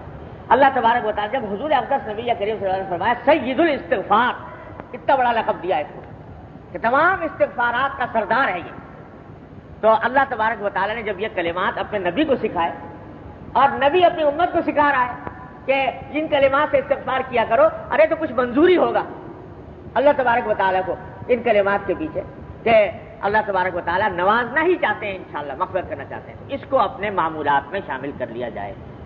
اللہ تبارک و تعالیٰ مجھے بھی توفیق دے، آپ حضرات کو بھی توفیق عطا فرمائے انشاءاللہ۔ باقی اللہ نے توفیق دی تو آئندہ اللهم صل على محمد وعلى ال محمد كما صليت على ابراهيم وعلى ال ابراهيم انك حميد مجيد. ربنا ظلمنا انفسنا وان لم تغفر لنا وترحمنا لنكونن من الخاسرين. ربنا ظلمنا انفسنا وان لم تغفر لنا وترحمنا لنكونن من الخاسرين. ربنا ظلمنا انفسنا وان لم تغفر لنا وترحمنا لنكونن من الخاسرين. ربنا آتنا في الدنيا حسنة وفي الآخرة حسنة وقنا عذاب النار. یا ارحم الراحمین اپنے فضل و کرم اپنی رحمت سے ہمارے تمام گناہوں کو معاف کر۔ یا اللہ ہمارے چھوٹے بڑے اگلے پچھلے خفیہ علانیہ ہر طرح کے گناہوں کو معاف کر۔ یا اللہ ہمیں سیدھے راستے پر چلنے کی توفیق عطا فرما۔ یا اللہ اپنی رحمت سے اتباع سنت کی توفیق عطا فرما۔ یا اللہ ہر طرح کے شر فتنے سے حفاظت فرما۔ یا اللہ گناہوں سے معصیتوں سے منکرات سے ہمارے گھر والوں متعلقین احباب سب کی حفاظت فرما۔ یا اللہ جو گناہ ہم سے ہو گئے اپنی رحمت سے ان کی مغفرت فرما۔ یا اللہ ان پر توبہ کی توفیق عطا فرما۔ یا اللہ آئندہ ان سے بچنے کی توفیق عطا فرما۔ یا ارحم الراحمین اپنے فضل و کرم سے تمام حاضرین اور حاضرات کو ان کے تمام جائز مقاصد میں کامیابی عطا فرما۔ یا اللہ سب کی پریشانیوں کو دور فرما، سب کی مشکلات کو آسان فرما۔ یا اللہ ہمیں جو لوگ بیمار ہیں انہیں شفا کامل و عاجل عطا فرما، جو مقروض ہیں ان کے قرضے کی ادائیگی کا سامان فرما۔ یا اللہ جو کسی گناہ میں مبتلا ہے اپنی رحمت سے ان کو گناہوں سے چھٹکارا عطا فرما۔ یا اللہ اپنی رحمت سے جو لوگ تندرست ہیں ان کی تندرستی کو دور فرما۔ یا اللہ ساری جائز حاجات کو اپنے فضل و کرم سے پورا فرما۔ یا اللہ جن جن لوگوں نے ہم سے دعا کے لیے کہا ہے اپنی رحمت سے ان سب کی دلی مرادوں کو پورا فرما۔ اللهم انا نسألك من خير ما سألك منه عبدك ونبيك محمد صلى الله عليه وسلم ونعوذ بك من شر ما استعاذ منه عبدك ونبيك محمد صلى الله عليه وسلم. ربنا تقبل منا انك انت السميع العليم وتب علينا انك انت التواب الرحيم وصلى الله تعالى على خير خلقه محمد واله وصحبه اجمعين آمين برحمتك يا ارحم. ونعوذ بالله من شرور انفسنا ومن سيئات اعمالنا. من يهده الله فلا مضل له ومن يضلله فلا هادي له. وأشهد أن لا إله إلا الله وحده لا شريك له. وأشهد أن سيدنا وسندنا ونبينا ومولانا محمدا عبده ورسوله صلى الله تعالى عليه وعلى آله وأصحابه وبارك وسلم تسليما كثيرا. أما بعد، عن أبي هريرة رضي الله تعالى عنه قال قال رسول الله صلى الله عليه وسلم: والذي نفسي بيده لو لم تذنبوا لذهب الله تعالى بكم ولجاء بقوم يذنبون فيستغفرون الله تعالى فيغفر لهم. رواه مسلم. یہ حضرت ابو ہریرہ رضی اللہ تعالیٰ عنہ سے روایت ہے کہ رسول اللہ صلی اللہ علیہ وسلم نے ارشاد فرمایا کہ قسم اس ذات کی جس کے ہاتھ میں میری جان ہے. یہ خاص انداز تھا نبی کریم صلی اللہ علیہ وسلم کے قسم کھانے کا، اور جس بات پر زور دینا ہوتا اور تاکید کے ساتھ اہتمام کے ساتھ بیان کرنا ہوتا تو قسم کھاتے، اور قسم بھی ان الفاظ کے ساتھ کہ قسم اس ذات کی جس کے ہاتھ میں میری جان ہے. لو لم تذنبوا، کہ اگر تم گناہ نہ کرو بالکل تو لذهب اللہ تعالی بکم، تو اللہ تعالی تمہارا وجود ختم کر دے اور ایسے لوگوں کو پیدا کرے جو گناہ کریں پھر استغفار کریں پھر اللہ تعالیٰ ان کی مغفرت. یہ ارشاد فرمایا کہ اگر انسان گناہ کرنا بالکل چھوڑ دیں، اور چھوڑنے سے مراد یہ ہے کہ ان میں صلاحیت ہی گناہ کرنے کی باقی نہ رہے، تو اللہ تبارک و تعالیٰ پھر دوسری مخلوق پیدا کرتا ہے کہ جو جس سے غلطی ہو اور غلطی کے بعد پھر وہ استغفار کرے اور اللہ تعالیٰ اس کی مغفرت کرے. اشارہ اس بات کی طرف کر دیا کہ اگر مقصود یہ ہوتا انسان کے تخلیق سے کہ ایسی مخلوق پیدا ہو کہ جس کے اندر گناہ کرنے کی صلاحیت ہی نہ ہو، تو پھر انسان کو پیدا کرنے کی ضرورت نہیں تھی، فرشتے ہی کافی تھے. فرشتے پہلے سے موجود تھے اور وہ ایسی ہی مخلوق ہے کہ وہ طاعت اور عبادت میں ہی لگی رہتی ہے ہر وقت، اور اللہ تعالیٰ کی تسبیح و تقدیس ہی کرتی رہتی ہے. اس میں گناہ کرنے کی صلاحیت ہی نہیں، اگر کرنا چاہے گناہ تو بھی نہیں کر سکتے، ایسی مخلوق ہے. تو اگر ایسی مخلوق پیدا کرنا منظور ہوتا کہ جس میں صلاحیت گناہ کی ہو ہی نہیں، تو پھر انسان کو پیدا کرنے کی حاجت نہیں تھی، فرشتے ہی اس کے لیے کافی تھے. لیکن انسان کو تو پیدا ہی اس لیے کیا گیا کہ یہ ایک ایسی مخلوق ہے جس میں گناہ اور نیکی دونوں کی صلاحیتیں اللہ جل جلالہ نے ودیعت فرمائی. اور پیش نظر یہ ہے کہ یہ مخلوق باوجود گناہ کی صلاحیت ہونے کے گناہوں سے پرہیز کرے، گناہوں سے اجتناب کرے، اور اگر کبھی بتقاضۂ بشریت کوئی غلطی ہو جائے تو فوراً استغفار کرے. ورنہ یہ فرشتے ہی کافی تھے. چنانچہ جب آدم علیہ السلام کو پیدا کیا جا رہا تھا تو فرشتوں نے یہی کہا تھا کہ اللہ یہ آپ کون سی مخلوق پیدا کرنے جا رہے ہیں، یہ تو خونریزی کرے گی زمین میں، فساد میں بچائے گی، اور ہم آپ کی تسبیح و تقدیس میں دن رات لگے رہتے ہیں. تو باری تعالیٰ نے فرمایا انی عالم ما لا تعلمون، میں وہ باتیں جانتا ہوں جو تم نہیں جانتے. یعنی اس مخلوق کو تو پیدا ہی اس لیے کیا جا رہا ہے کہ اس کے اندر گناہ کی بھی صلاحیت ہوگی، نیکی کی بھی صلاحیت ہوگی، اور اس گناہ کی صلاحیت ہوتے ہوئے جب یہ گناہوں سے اجتناب کرے گی یہ مخلوق، پھر یہ تم سے بھی آگے بڑھ جائے گی. کیونکہ تمہارے اندر جب گناہ کی صلاحیت نہیں تو اگر تم گناہوں سے بچ رہے ہو تو تمہارا کوئی کمال نہیں. ایک آدمی نابینا ہے، دکھائی نہیں دیتا اس کو، وہ اگر کسی نامحرم کو نہ دیکھے، فلم نہ دیکھے، فحش تصویریں نہ دیکھے، تو کیا کمال اس کا؟ اس واسطے کہ اس میں تو صلاحیت ہی نہیں، وہ اگر دیکھنا بھی چاہے تو نہیں دیکھ سکتا.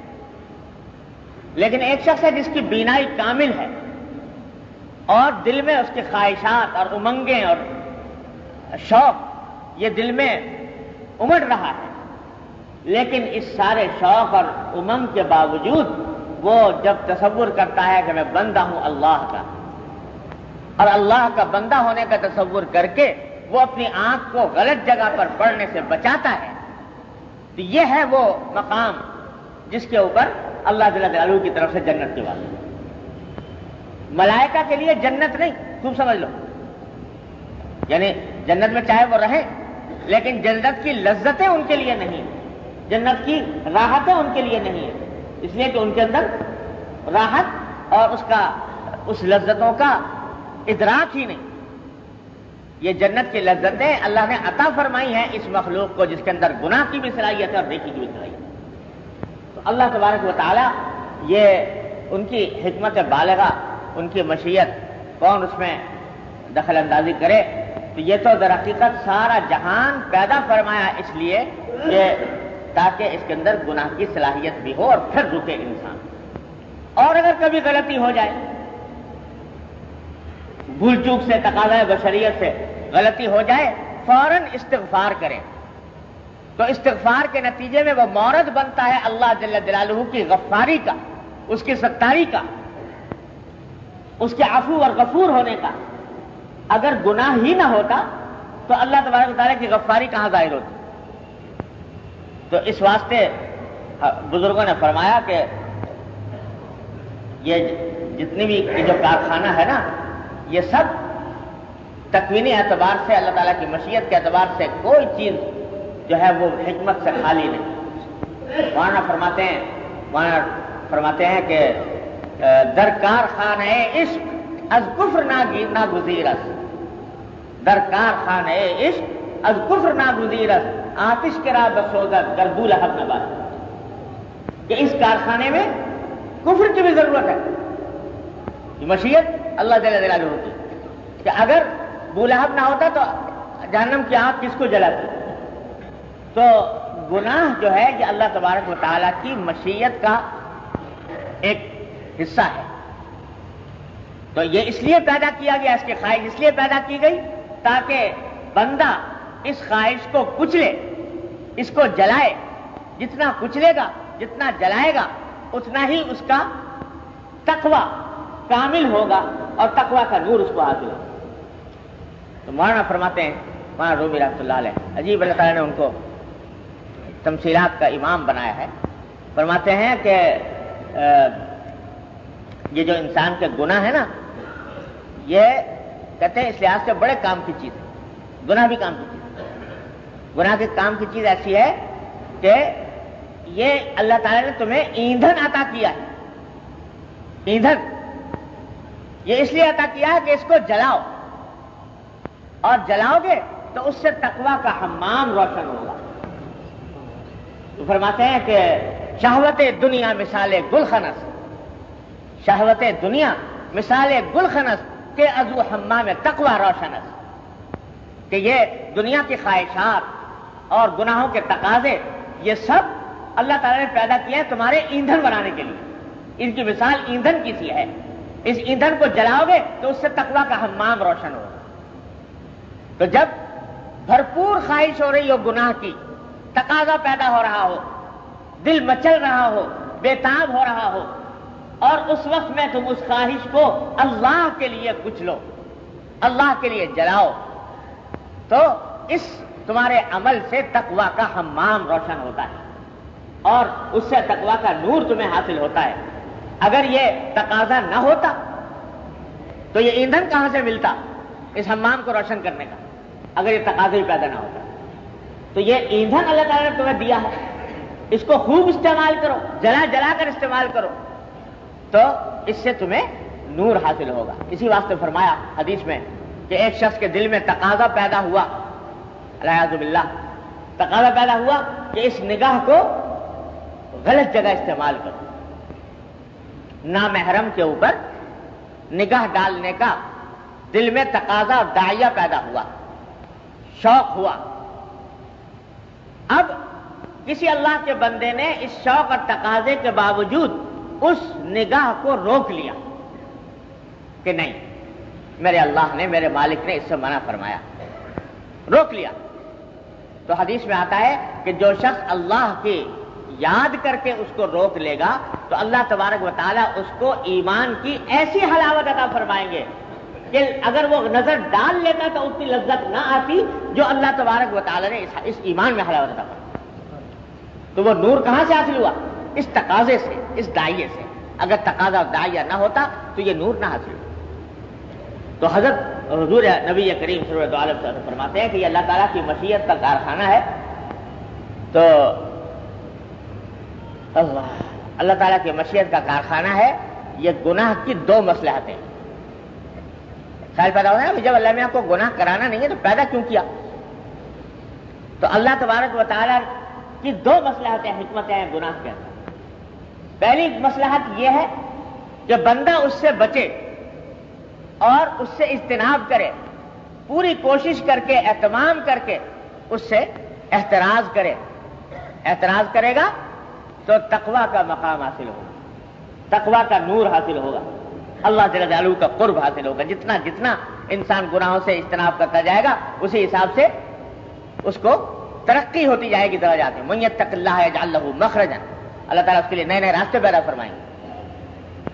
اور اگر بالفرض باوجود کوشش کے, اہتمام کے, تمام اپنی توانائیاں بروئے کار لانے کے بعد پھر بھی بتقاضائے بشریت کسی جگہ پھسل گیا, تو پھسل جانے کے نتیجے میں جب اس کے اوپر استغفار کرے گا کہ اللہ مجھ سے غلطی ہو, ندامت شکستگی کے ساتھ اللہ جل جلالہ کے حضور حاضر ہوگا کہ اللہ مجھ سے غلطی ہو گئی, استغفار کرے گا, استغفر اللہ ربی من کل ذنب واتوب الیہ, یہ کہے گا, اور دل میں اس کے ندامت کی آگ جلے گی.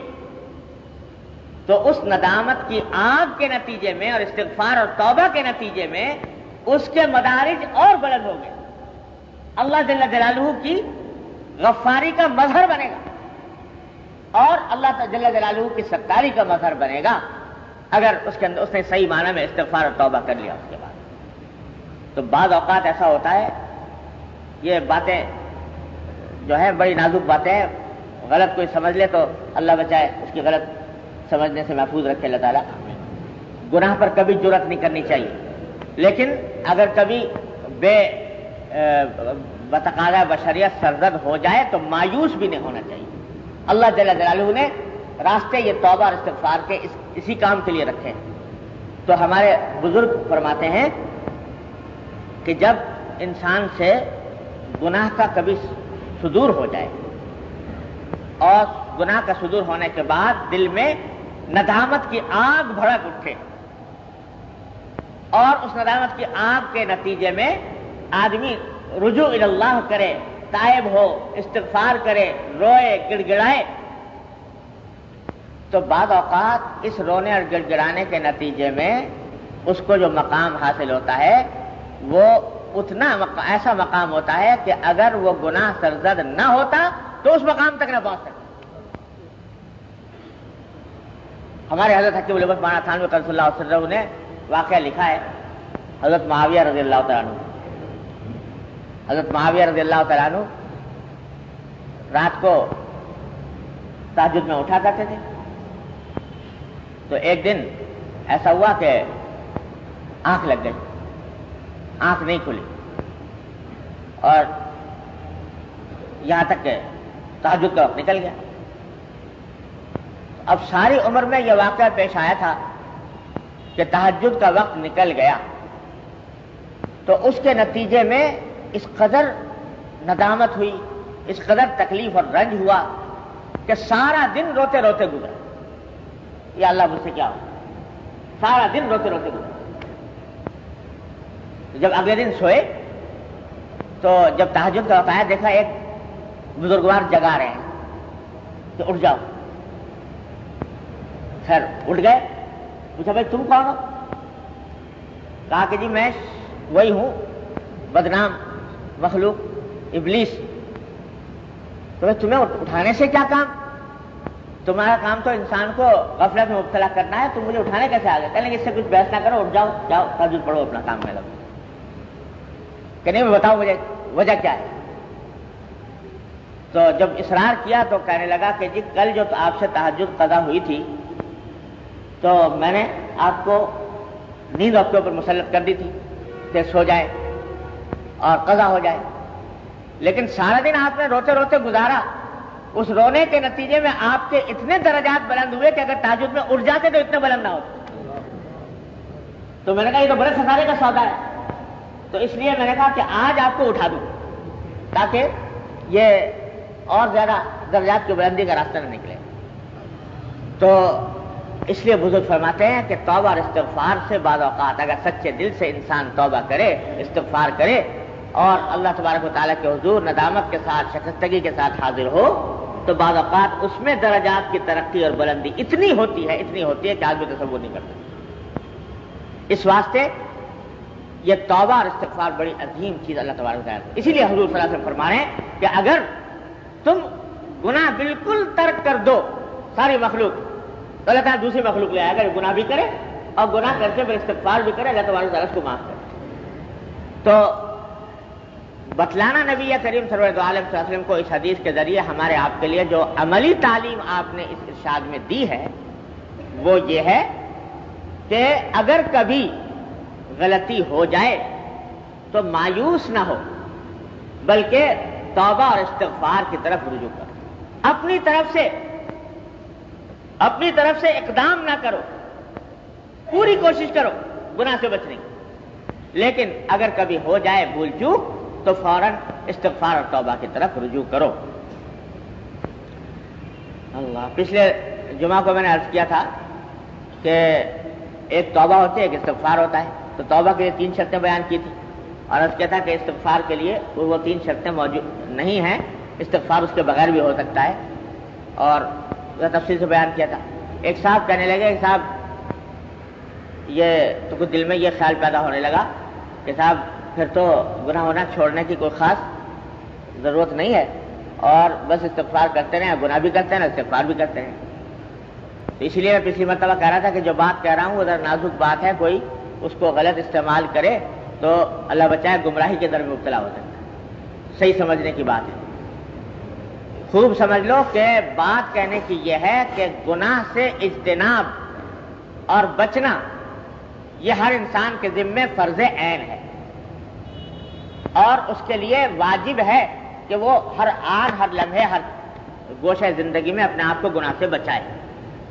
لیکن اگر کبھی بتقاضائے بشریت گناہ سرزد ہو جائے تو مایوس نہ ہو، یا کسی ایسی بلا میں مبتلا ہے کہ چھوڑنا ممکن نہیں ہے کسی وجہ سے، جیسے میں نے مثال دی تھی، کوئی آدمی ملازمت کر رہا ہے، بینک کی ملازمت ہے، اب فوراً چھوڑنا اس کے لیے مشکل ہے، تو ایسے میں علماء کرام فرماتے ہیں کہ بھائی چلو دوسرا فوراً تلاش کرو، دوسری روزی، اور اس طرح تلاش کرو جیسے ایک بے روزگار تلاش کرتا ہے، البتہ جب تک وہ نہ ملے اس وقت تک استغفار ہی کرتے رہو کم سے کم۔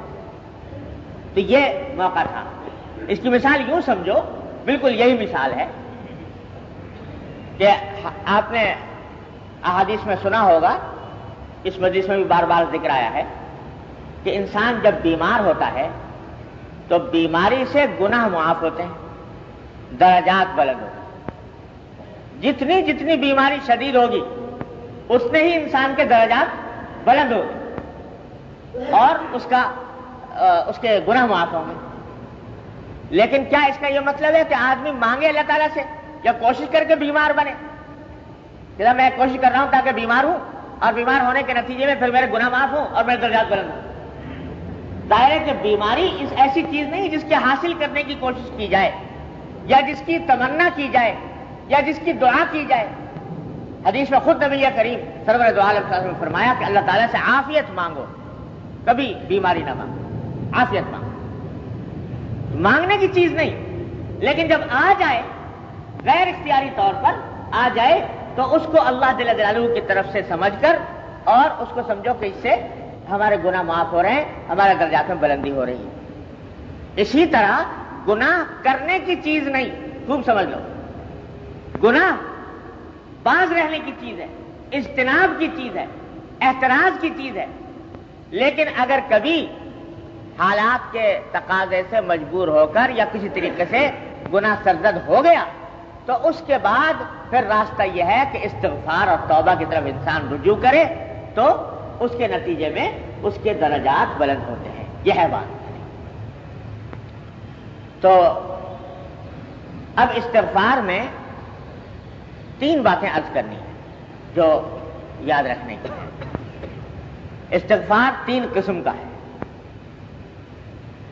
توبہ اور استغفار کی 3 قسمیں۔ ایک استغفار ہے گناہوں سے، ایک استغفار ہے خود طاعات سے، طاعات سے طاعات کی کوتاہیوں سے، عبادات کی کوتاہیوں سے۔ تیسرا استغفار ہے جو بعض بزرگ کہتے ہیں کہ خود استغفار سے۔ استغفار کیسے؟ استغفار سے کیا معنی؟ کہ ہم استغفار کا حق ادا نہیں کر سکے، اس پر استغفار۔ تو 3 درجے ہیں استغفار۔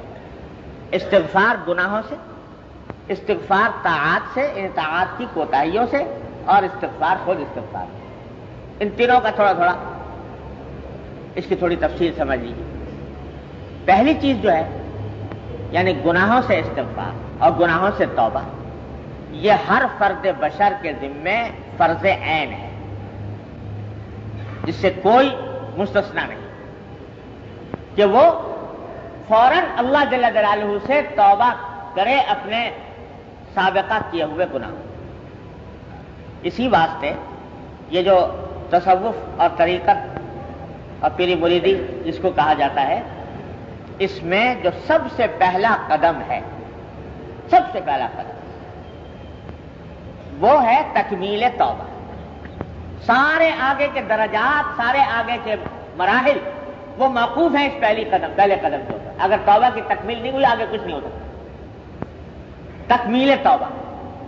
اسی واسطے جب کسی بزرگ کے پاس انسان جاتا ہے اصلاح کے لیے، اپنے اصلاح نفس کے لیے، تزکیے کے لیے، تو سب سے پہلا کام جو کراتا ہے وہ توبہ کی تکمیل ہے. امام غزالی رحمۃ اللہ علیہ فرماتے ہیں کہ ہوا اول اقدام المریدین، جو کسی سے مرید ہونے کے لیے جائے تو اس کا سب سے پہلا کام یہ ہے تکمیل توبہ. یہ جو بیعت آپ نے سنا ہوگا کہ کسی فلاں کے ہاتھ پر بیعت ہو گئے، فلاں کے ہاتھ پر بیعت ہو گئے، یہ بیعت بھی در حقیقت توبہ کی بیعت کہ اس کے ہاتھ پر ہاتھ رکھ کر یہ پچھلے اپنے گناہوں سے توبہ کا اعلان ہوتا ہے، آئندہ کے لیے گناہوں سے بچنے کا عزم کیا جاتا ہے، عہد کیا جاتا ہے کسی کے ہاتھ پر. تو اس کے بعد پھر شیخ بتاتا ہے کہ بھئی اب تمہیں توبہ کی تکمیل کرنی چاہیے. تو توبہ کی تکمیل کیسے ہوتی ہے؟ اس کے بارے میں حضرات مشائخ فرماتے ہیں کہ توبہ کے دو درجے ہیں تکمیل توبہ. ایک توبہ اجمالی اور ایک توبہ تفصیلی. توبہ اجمالی یہ ہے کہ ایک مرتبہ بیٹھ کر اطمینان سے اپنی پچھلی زندگی کے تمام گناہوں کا اجمالی طور پر ذکر کر کے اور ان سب سے اللہ جل جلالہ کے حضور توبہ کرے. جس کا بہتر طریقہ یہ ہے کہ 2 رکعتیں پڑھے صلاۃ التوبہ کی نیت، 2 رکعتیں نفل صلاۃ التوبہ کی نیت سے پڑھے، اور پڑھنے کے بعد پھر اللہ تبارک و تعالیٰ کے حضور عاجزی سے، درماندگی سے، اچھی طرح الہا و زاری کے ساتھ، تضرع کے ساتھ دعا کرے کہ یا اللہ مجھ سے پچھلی اپنی زندگی میں جو کچھ گناہ ہوئے ہیں، ظاہری باطنی، حقوق اللہ سے متعلق، حقوق العباد سے متعلق، کسی بھی قسم کے چھوٹے بڑے، اور بہتر ہے کہ اس وقت ذرا سا استحضار بھی کر لیں کہ ظاہری گناہ، باطنی گناہ، یعنی ظاہری گناہ جتنے بھی ہو سکتے ہیں ان اپنے سے سرزد ہوئے ہوں اس کا استحضار کر لے. باطنی گناہ کہ جو مجھ سے میرے سمجھ میں آئے وہ بھی، جو نہ سمجھ میں آئے وہ بھی، کوئی تکبر کیا ہو، حسد کیا ہو، بغض رکھا ہو، بے صبری کی ہو، یہ جتنے باطن کے گناہ ہوتے ہیں ان سب کا تصور کر کر کے اللہ تبارک و تعالیٰ سے ایک مرتبہ اجمالی توبہ کر لے، یا اللہ ان سب سے میں توبہ کرتا ہوں. اور قربان جائیے نبی کریم سرور دو عالم صلی اللہ علیہ وسلم کے ایسے ایسے الفاظ سکھا گئے استغفار کے کہ انسان خود سے تو کبھی پہنچ ہی نہیں سکتا تھا ان الفاظ تک جو حضور نے سکھا دیے. فرمایا کہ رب اغفر وارحم واعف عنا وتکرم وتجاوز عما تعلم فإنك تعلم ما لا نعلم إنك أنت الأعز الأكرم. یہ دعا حضور اقدس صلی اللہ علیہ وسلم سے ثابت ہے. جب صحیح کیا کرتے تھے صفا مروہ کے درمیان تو میلین اخضرین جو ہیں یعنی وہ سبز ستون جو لگے ہوئے ہیں جہاں جن کے درمیان بھاگنا ہوتا ہے، تو وہاں پر حضور اکرم صلی اللہ علیہ وسلم ثابت ہے کہ آپ یہ دعا پڑھا کریں گے، رب اغفر وارحم واعف عنا وتکرم وتجاوز عما تعلم فإنك تعلم ما لا نعلم إنك أنت الأعز الأكرم. یا اللہ آپ میری مغفرت فرمائیے، مجھ پر رحم فرمائیے، اور تجاوز عما تعلم کہ اور اللہ جو کچھ میرے گناہ آپ کے علم میں ہیں ان سب کو معاف فرمائیے. کیوں؟ اسے کہ فَإِنَّكَ تَعْلَمُ مَا لَا نَعْلَمُ، اس واسطے کہ آپ کے علم میں وہ گناہ ہیں جن کا علم ہمیں بھی نہیں۔ کتنے گناہ ایسے ہوتے ہیں کہ ہیں گناہ لیکن ہمیں ان کا احساس نہیں ہوا، علم نہیں ہوا، یاد نہیں رہے، تو کہاں تک انسان احاطہ کرے گا؟ کن کن گناہوں کا احاطہ کرے گا؟ تو فرمایا جتنے گناہ اے اللہ آپ کے علم میں ہیں ان سب کو اپنی رحمت سے معاف کرنا۔ تجاوز عما تعلم فإنك تعلم ما لا نعلم، آپ وہ باتیں جانتے ہیں جو ہم نہیں جانتے۔ اور واقعہ یہی ہے، یعنی سچی بات ہے، کتنے ہی کوئی آدمی کتنا نیکی اور تقوی کے بلند مقام تک پہنچ جائے، لیکن بہت سے گناہ ایسے سرزد ہوتے رہتے ہیں، اللہ بچائے، کہ جن کے گناہ ہونے کا احساس بھی نہیں ہوتا، ادراک بھی نہیں، خاص طور سے باطن کے گناہ جو ہیں وہ ایسے کہ ہو رہے ہیں اور احساس نہیں۔ پچھلے دنوں آپ نے دیکھا ہوگا، میں مہینوں سے آپ حضرات کی خدمت میں ایسے ہی گناہ عموماً بیان کرتا رہا ہوں جن کے گناہ ہونے کا احساس ہی نہیں ہے گناہ، تو نہ جانے کتنے ایسے ہوں گے۔ تو توبہ اجمالی میں اللہ جل جلالہ کے حضور حاضر ہو کر تمام گناہوں سے توبہ کرے، اس میں خاص طور سے اس بات کا ذکر کرے کہ اللہ جتنے گناہ میرے آپ کے علم میں ہیں، چھوٹے ہوں یا بڑے ہوں، ظاہر ہوں یا باطن ہوں، اے اللہ میں سب سے استغفار کرتا ہوں، سب سے توبہ کرتا ہوں، تیرا تو معاف۔ یہ توبہ اجمالی۔ اور اس طرح ایک مرتبہ اہتمام کے ساتھ خوب اچھی طرح بنا کر اللہ جل جلالہ کے حضور الہا و داری سے ایک مرتبہ سارے گناہوں سے معافی مانگی، یہ توبہ اجمالی ہو گئی۔ لیکن بات اس کے اوپر ختم نہیں ہوتی، کیوں؟ اس لیے کہ توبہ اس چیز کا نام نہیں ہے کہ کر تو دیا نقصان اور ایک مرتبہ میں بیٹھ کر توبہ کر کے چھٹی کرا لی، بلکہ جن چیزوں کی تلافی ممکن ہے ان کی تلافی کرنا بھی توبہ کا ایک حصہ ہے۔ جن گناہوں کی تلافی ممکن ہے ان کی تلافی کرنا بھی توبہ کا حصہ ہے۔ جب تک کہ انسان یہ تلافی نہ کرے اس وقت تک اس کی توبہ کامل نہیں ہوتی۔ مثلا نمازیں چھوٹی تھی، اب نمازیں چھوٹی تھی، توبہ تو کر لی، لیکن جیتے جی واجب ہے کہ ان سارے نمازوں کو جو چھوٹی ہیں ان کی قضا پڑے۔ اگر قضا نہیں پڑے گا اور ویسی توبہ کر کے بیٹھ گیا تو توبہ کامل نہ ہوئی، اس لیے کہ جس چیز کی تلافی ممکن تھی وہ نہیں کی۔ تو توبہ اجمالی کے بعد ضروری ہے توبہ تفصیلی۔ توبہ تفصیلی کے معنی یہ ہے کہ آپ جائزہ لیں اپنی پوری زندگی کا، جتنے جتنے گناہوں سے گناہ سرزد ہوئے یاد آئیں اور ان کی تلافی ممکن ہو ان کی طرف۔ مثلا سب سے پہلا فرض انسان کے ذمہ نماز ہے، تو نماز یہ دیکھے کہ میرے بالغ ہونے کے وقت سے لے کر اب تک کتنی نمازیں مجھ سے قضا ہوئی۔ یہ سب باتیں میں اس لیے یاد کر رہا ہوں کہ بھائی یہاں پر ہم بیٹھتے ہیں اس کام کے لیے تاکہ اپنے اللہ تعالیٰ ہمیں اصلاح کی توفیق عطا فرمائے۔ تو پہلا قدم، سب سے پہلا قدم یہ ہے اصلاح کا کہ توبہ کی تکمیل ہو۔ یہ اگر نہیں ہے تو اس کے معنی یہ ہے کہ کچھ نہیں آگے، یہ پہلا قدم اگر نہ بڑھا، اس لیے اس کو سننے کی ضرورت ہے کہ اس کے اوپر عمل کیا جائے۔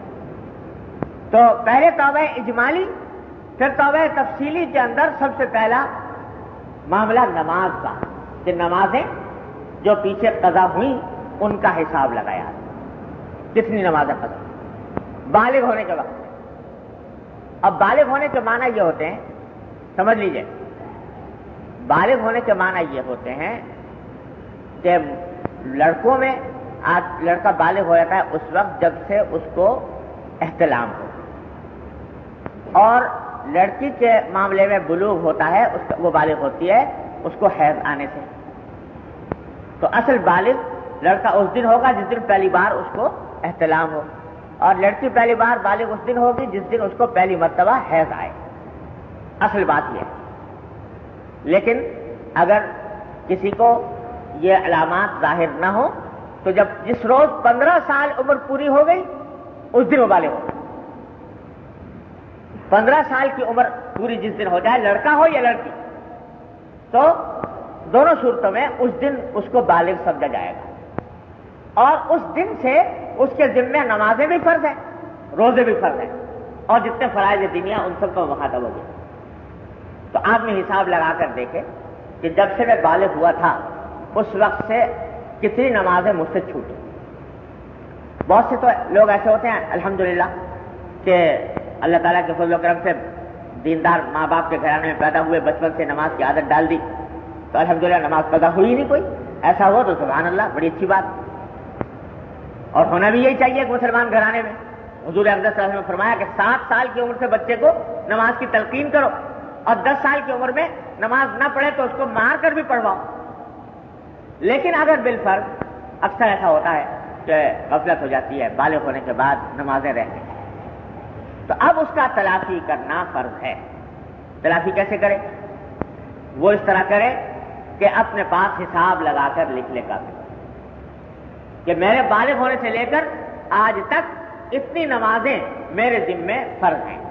اگر ٹھیک ٹھیک حساب لگانا ممکن ہو، یاد ہو تو ٹھیک ٹھیک حساب لگائے، اگر ٹھیک ٹھیک یاد نہ ہو تو اندازہ کرے، محتاط اندازہ، کہ زیادہ ہو جائے کم نہ ہو، ایسا محتاط اندازہ لگا کر اپنی کاپی میں لکھ لے کہ میرے ذمے آج فلاں تاریخ کو اتنی نمازیں فرض ہیں قضا، اور آج سے میں اس کی ادائیگی شروع کر رہا ہوں۔ تو اس کے بعد قضا نماز، جس کو کہتے ہیں قضاء عمری، کہ ہر نماز کے ساتھ ایک نماز پڑھتا چلا جائے، ہر نماز کے ساتھ ایک نماز پڑھتا چلا جائے۔ تو تاریخ لکھی ہوئی موجود ہے، اور اس کے اندر ساتھ کاپی میں یہ بھی لکھ دے کہ اگر میں اپنی زندگی میں یہ نمازیں ادا نہ کر سکا تو اپنے ورثاء کو وصیت کرتا ہوں کہ وہ میرے ترکے سے ان نمازوں کا فدیہ ادا کریں۔ یہ وصیت کرنا اس لیے ضروری ہے، ذرا سمجھ لیجیے، وصیت کرنا اس لیے ضروری ہے کہ اگر یہ آپ نے نہ لکھا کاپی میں اور خدا نہ کرے انتقال ہو گیا قضا نمازیں پورے ہونے سے پہلے، تو ورثہ کے ذمہ شرعاً کوئی فرض نہیں ہے کہ وہ آپ کی نمازوں کا فدیہ ادا کریں، ان کی مرضی میں موقوف ہے، وہ چاہیں تو دیں چاہے نہ دیں، دیں گے تو ان کی طرف سے احسان ہوگا، شرعاً ان کے ذمہ فرض نہیں، واجب نہیں کہ وہ فدیہ ضرور ہے۔ لیکن اگر آپ نے وصیت کر دی تو 1/3 مال کی حد تک، جو 1/3 ترکہ ہے اس کی حد تک وہ پابند ہیں کہ اس وصیت کو نافذ کریں اور نمازوں کا فدیہ ادا کریں۔ تو ابھی پتہ نہیں مرنے کے بعد کیا حال ہوتا ہے، کون کیسی اولاد ہوتی ہے کیا نہیں ہوتی، لہذا وصیت کرنا ضروری ہے کہ میں وصیت کرتا ہوں کہ اگر میں اپنی زندگی میں ادا نہ کر سکا تو میرے ورثاء اس کا فدیہ ادا کر دیں، یہ لکھ کے رکھیں۔ اب دیکھو بھائی، نبی کریم سرور دو عالم صلی اللہ علیہ وسلم نے ارشاد فرمایا کہ کسی بھی آدمی کے لیے جو اللہ پر اور یوم آخرت پر ایمان رکھتا ہو اور اس کے پاس کوئی وصیت لکھنے کے لیے موجود ہو، اور وہ 2 راتیں بھی اس کو گزارنی نہیں چاہیے بغیر وصیت کے لکھے ہوئے۔ اب اگر کسی کی ذمہ فرض کرو نماز قضا ہے تو یہ ایسی چیز ہے جو وصیت اس کی جس کو اس کو لکھنے چاہیے، تو حضور فرماتے ہیں کہ 2 راتیں بھی اس حال میں گزارنا حلال نہیں کہ آدمی کے پاس ان کی وصیت لکھی ہوئی موجود نہ ہو۔ 2 راتیں بھی نہیں گزارنی چاہیے اس حالت میں، بلکہ فوراً لکھ کر رکھیں۔ اب دیکھو یہ ذرا اس پر ہم سب اپنے گریبان میں منہ ڈال کے دیکھ لیں ذرا کہ کتنے ہیں جنہوں نے اس کا اہتمام التزام کیا ہوا ہے، جو وصیت نامہ لکھا رکھا ہو ان چیزوں کے معاملے میں۔ تو اگر جائزہ لیں گے تو بہت کم لوگ نکلیں گے۔ تو بھائی یہ مستقل گناہ ہے، یہ یعنی وصیت کا نہ لکھنا یہ ایک مستقل گناہ ہے جو مستقل چل رہا ہے جب تک کہ انسان وصیت نہ لکھے۔ تو وصیت لکھ کے رکھو کہ اتنی نمازیں میرے ذمہ فرض ہیں، قضا میں نے شروع کر دی ہے، اگر میں ادا نہ کر پاؤں تو میرے ورثہ اس کے ادا کر۔ یہ تو ہوا نماز، اور نماز پھر ادا کرتے چلے جاؤ۔ ہر فرض نماز کا آسان راستہ یہ ہے کہ ہر فرض نماز کے ساتھ ایک پڑھ لی، اور اگر ایسا زیادہ وقت دے موقع دے زیادہ پڑھ لیں تاکہ جتنا جلدی سے جلدی ادا ہو جائے اتنا بہتر ہے۔ اس میں بلکہ یہ بھی کر سکتے ہیں جو نوافل ہوتے ہیں زیادہ نوافل نہ پڑھیں، جب موقع ہو یہ فرضی یہ پڑھ لیں، قضا ہی پڑھ لیں. اور اللہ تعالیٰ نے قضا کے اندر اتنی آسانی رکھی ہے کہ مثلا فجر کے بعد اور عصر کے بعد نفلی نمازیں پڑھنا جائز نہیں، لیکن قضا پڑھنا جائز. فجر کے بعد بھی پڑھ سکتے ہیں اور عصر کے بعد بھی پڑھ سکتے ہیں، یہ پڑھتے چلے جائیں. بعض لوگ یہ بھی مسئلہ پوچھا کرتے ہیں، وہ بھی عرض کر دوں کہ صاحب ہمارے ذمہ قضا بہت ہیں، تو آیا ہمیں سنتیں بھی پڑھنی چاہیے کہ نہیں؟ بہت سے لوگ سوچتے ہیں کہ بھائی جب ہمارے ذمہ قضا زیادہ ہیں تو ہم بجائے قضا نمازیں پڑھنے کے سنت ہی پڑھ لیا کریں تاکہ زیادہ قضا ہمارے سر سے اترے. تو اس کا صحیح جواب یہ ہے کہ نہیں، سنتیں پڑھنی چاہیے، سنتوں کا اہتمام کرنا چاہیے. اور البتہ نوافل جو ہیں، نوافل کے بجائے اگر ہو سکے تو قضا نمازوں کا قضا نمازیں پڑھ لیں، لیکن سنتیں ترک کرنے کی عادت نہیں ڈالنی چاہیے، سنتیں مستقل پڑھنی چاہیے. یہ ہوا حکم نمازوں کا، یہ تلافی ہوئی نمازوں. روزہ اسی طریقے سے روزے کا جائزہ لیں. جب سے بالغ ہوا کوئی روزہ چھوٹا کہ نہیں چھوٹا، کتنے روزے چھوٹے، وہ سب اپنے پاس لکھ لے اور اس کی ادائیگی کی فکر کرے اور وصیت لکھ کے جائے کہ اگر میں اپنی زندگی میں ادا نہ کر سکا تو میرے مرنے کے بعد اس کی ادائیگی کی جائے روزے کی. زکوٰۃ یہ دیکھے کہ زکوٰۃ جب سے بالغ ہوا اس وقت سے زکوٰۃ فرض ہے. اگر اپنی ملکیت میں کوئی سامان تھا، کوئی پیسے تھے یا قابل زکوٰۃ اشیاء تھیں تو بلوغ کے وقت سے فرض ہے. اور ہر سال ضروری ہے کہ اس کا باقاعدہ حساب کر کے زکوٰۃ نکالے. ایسے الٹپ نکالنے سے کام نہیں بنتا، حساب لگانا چاہیے. تو اب یہ دیکھیں کہ آیا میں ہر سال یہ ادا کرتا رہا ہوں کہ نہیں. اگر ادا کرتا رہا ہے سبحان اللہ، لیکن اگر نہیں ادا کی تو اس کا حساب بنائیں کہ کتنے سالوں کی کس کس طریقے سے. یاد نہ آئے تو احتیاط کر کے اندازہ کر کے، زیادہ سے زیادہ ہو کم نہ ہو، اسی طرح اندازہ کر کے اور حساب لگائے اور اس کی ادائیگی کی فکر کرے. یہ سب بھائی توبہ کا حصہ ہے، توبہ تفصیلی کا حصہ ہے. نماز، روزہ، زکوٰۃ. حج اگر نہیں کیا تو حج تو زندگی بھر میں ایک ہی بار فرض ہوتا ہے، اس کی فکر کرے کہ جلدی سے جلدی اللہ تعالیٰ اس پر سے دوش فرمائے. یہ حقوق اللہ. پھر حقوق العباد کا دیکھیں، کسی کا مالی حق، کسی کا جانی حق، کسی کو کوئی تکلیف پہنچائی ہے اس سے معافی، اس کے فکر کریں. پہلے میں نے آپ کو سنایا تھا کہ نبی کریم سرور دو عالم صلی اللہ علیہ وسلم نے باقاعدہ صحابہ کرام کے مجمع میں کھڑے ہو کر اعلان فرمایا کہ بھائی میں آپ سے کہتا ہوں کہ اگر کسی کا کوئی حق میرے ذمہ واجب ہو، کسی کو میں نے تکلیف پہنچائی ہو، کسی کو کوئی صدمہ پہنچایا ہو، تو آج میں کھڑا ہوں، مجھ سے بدلہ لے لے یا معاف کر دے. تو صحابہ کرام کے سامنے کھڑے ہو کر فرمایا کہ میں معافی مانگتا ہوں اور حق ادا کرنے کے لیے تیار ہوں. اعلان کر کے فرمایا نبی کریم صلی اللہ علیہ وسلم. تو ہما شما کے شمار کتار میں ہے. تو لوگوں سے جن سے تعلقات ہوئے ہیں ان سے تعلقات، ایسے تعلقات سے رابطہ قائم کر کے خط لکھ کر زبانی اگر کسی کا حق کوئی واجب ہے مالی وہ پہنچائے، اور اگر مالی حق نہیں ہے، جانی ہے، غیبت کی ہے کسی کی، کسی کو برا بھلا کہا ہے، کسی کو ستایا ہے، کسی کو تکلیف پہنچائی ہے، ان سب سے معافی مانگنا ضروری ہے. حدیث میں فرمایا نبی کریم سرور دو عالم صلی اللہ علیہ وسلم نے کہ اگر کسی شخص نے دوسرے کسی پر کوئی ظلم کر رکھا ہے، جانی مالی کسی قسم کا، تو آج اس سے معافی مانگ لے یا سونا چاندی دے کر معاملہ طے کر لے، قبل اس کے کہ وہ دن آ جائے جس دن نہ درہم ہوگا نہ دینار ہوگا، کوئی سونا چاندی کام نہیں آئے گا. اس دن کے آنے سے پہلے پہلے اپنا حساب صاف کر جائے گا لوگوں سے. اس کا اہتمام کہ ایک ایک آدمی سے جن کو اللہ تبارک و تعالیٰ اپنے فضل و کرم سے یہ توفیق عطا فرماتے ہیں، اہتمام عطا فرماتے ہیں، تو پھر ان کو اتنا اہتمام ہوتا ہے کہ وہ ایک ایک کے پاس جاتے ہیں، جا کر ان سے معافی مانگتے ہیں، ان سے حقوق کو یا معاف کراتے ہیں یا حقوق کی ادائیگی کرتے ہیں. اللہ ہمارے حضرت خانوی قدس صلی اللہ علیہ وسلم نے اللہ تعالیٰ ان سے درجات بلند فرمائے، اسی سنت پر عمل کرتے ہوئے رسالہ پورا لکھ کر تمام اپنے آیا تعلقات کے بعد بھجوایا. العذر والنذر کے نام سے چھپا ہوا ہے. العذر والنذر، جس میں حضرت نے یہی سب کے نام پیغام لکھا کہ بھئی میرے تعلقات آپ سے رہیں، خدا جانے کس وقت کیا غلطی مجھ سے ہوئی ہو، کوئی حق میرے ذمہ واجب ہو تو خدا کے لیے آج آپ یا تو معاف کر دیجیے یا مجھ سے وصول کر دیجیے، یہ کر دیں. میرے والد ماجد صلی اللہ علیہ وسلم نے بھی اسی مضمون کا ایک خط لکھ کر سارے اپنے آیا تعلقات کو بھجوایا. کچھ تلافی مافات کے نام سے پھر شائع بھی کیا اس کو.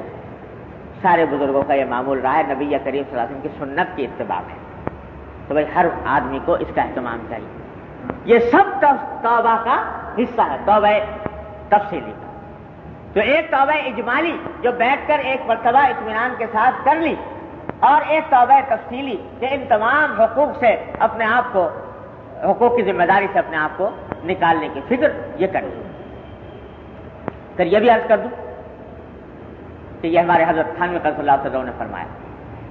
یہ مسئلہ تو میں آپ کو بار بار سناتا رہا ہوں اور اتنا سناتا رہا ہوں کہ پچھلے دنوں ایک صاحب کہنے لگے کہ بھائی آج آپ تو بس صرف حقوق العبادی کا بیان کرتے رہتے ہیں اور کچھ کرتے ہی نہیں. تو اتنا بار بار آپ کو سنائی ہے یہ بات کہ حقوق اللہ صرف توبہ سے معاف ہو جاتے ہیں، حقوق العباد اس وقت تک معاف نہیں ہوتے جب تک صاحب حق معاف نہ کرے یا اس کی تلافی نہ کرے. یہ ہے اپنی جگہ، لیکن ساتھ ساتھ حضرت حکیم الامت مولانا تھانوی قدس اللہ علیہ وسلم فرماتے ہیں کہ اس میں ایک تھوڑا سا پہلو تسلی کا ہے. وہ یہ کہ ایک آدمی ہے جس سے حقوق العباد ضائع ہوئے ہیں، لیکن بعد میں اللہ تعالیٰ نے اس کو تنبہ عطا فرمایا، توبہ کی توفیق دی، اور اس توبہ کی توفیق کے وجہ سے اس نے ان حقوق کی ادائیگی کی فکر شروع کر دی، اس راستے پر چل پڑا اور لوگوں سے مل رہا ہے، معلومات کر رہا ہے کس کا حق میرے ذمہ واجب ہے کس کا نہیں ہے، اس کو پہنچانے کی فکر کر رہا ہے، کوشش شروع کر دی، لیکن ابھی تکمیل نہیں کر پایا تھا کہ اس سے پہلے انتقال ہو. تو کیا اس کے بارے میں یہ سمجھا جائے کہ کیونکہ تکمیل نہیں کی تھی اس واسطے اور اس صاحب حق نے ابھی تک معاف نہیں کیا تو اس کے بچاؤ کا کوئی راستہ نہیں؟ حضرت فرماتے ہیں، حضرت حکیم الامت صلی اللہ علیہ وسلم فرماتے ہیں کہ نہیں، اس کو بھی مایوس نہیں ہونا چاہیے.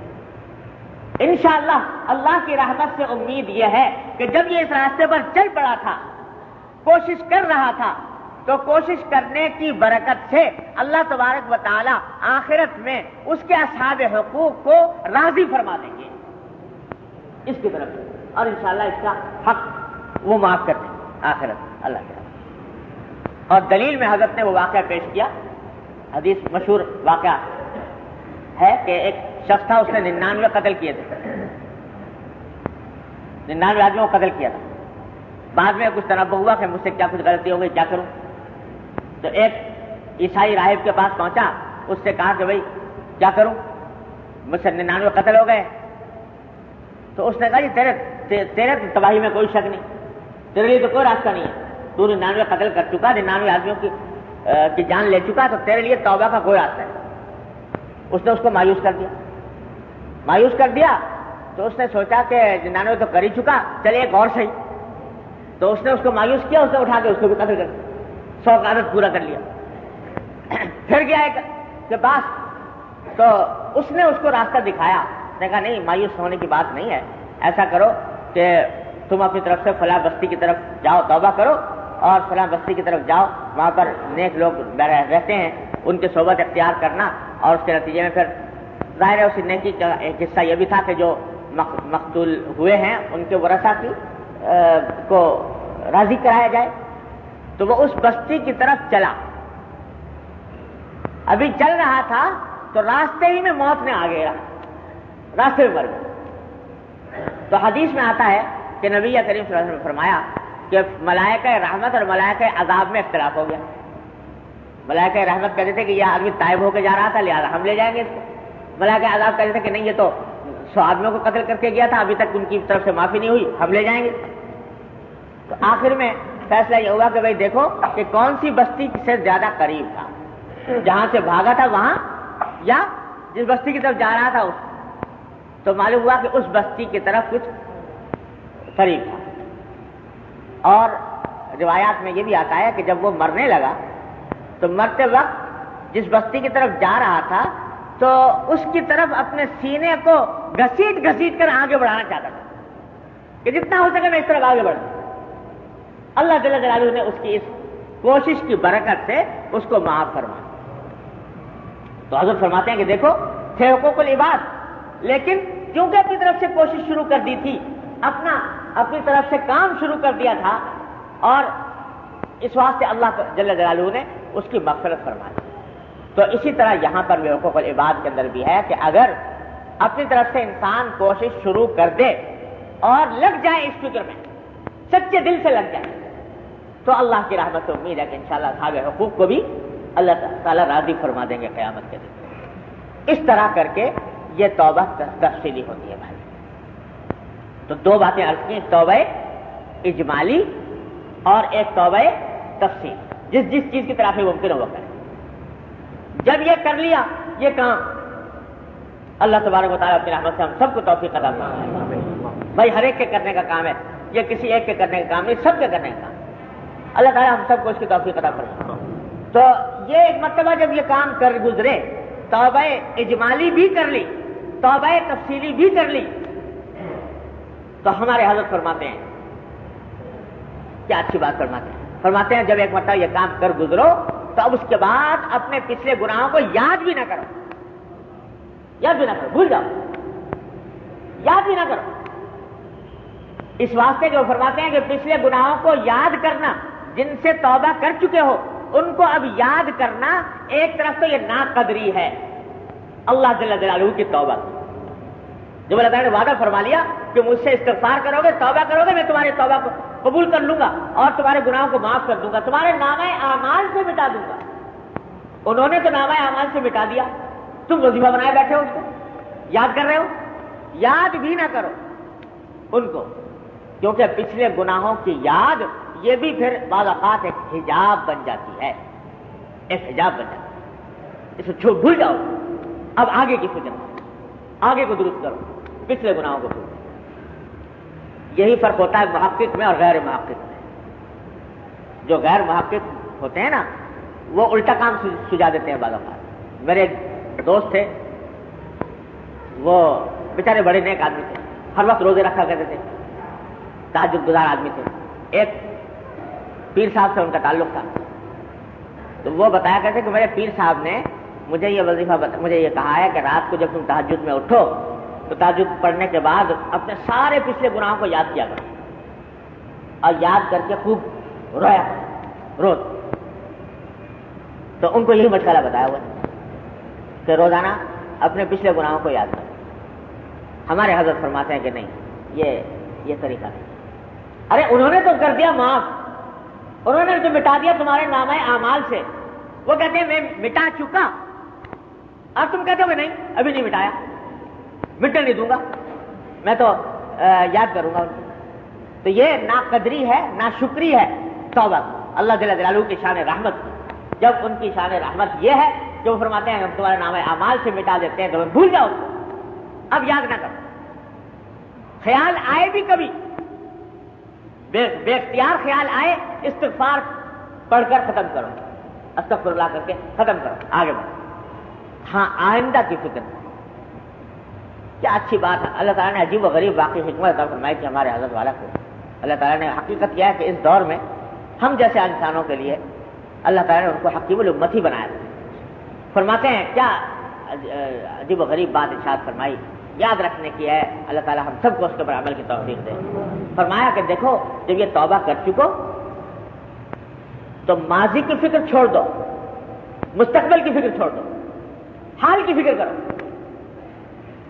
ماضی جب پیچھے گزر چکا اس کی فکر چھوڑ دو، جب توبہ کر لی اللہ تعالیٰ اپنی رحمت سے قبول فرما چکے انشاءاللہ، یہی امید رکھو اللہ کی رحمت سے۔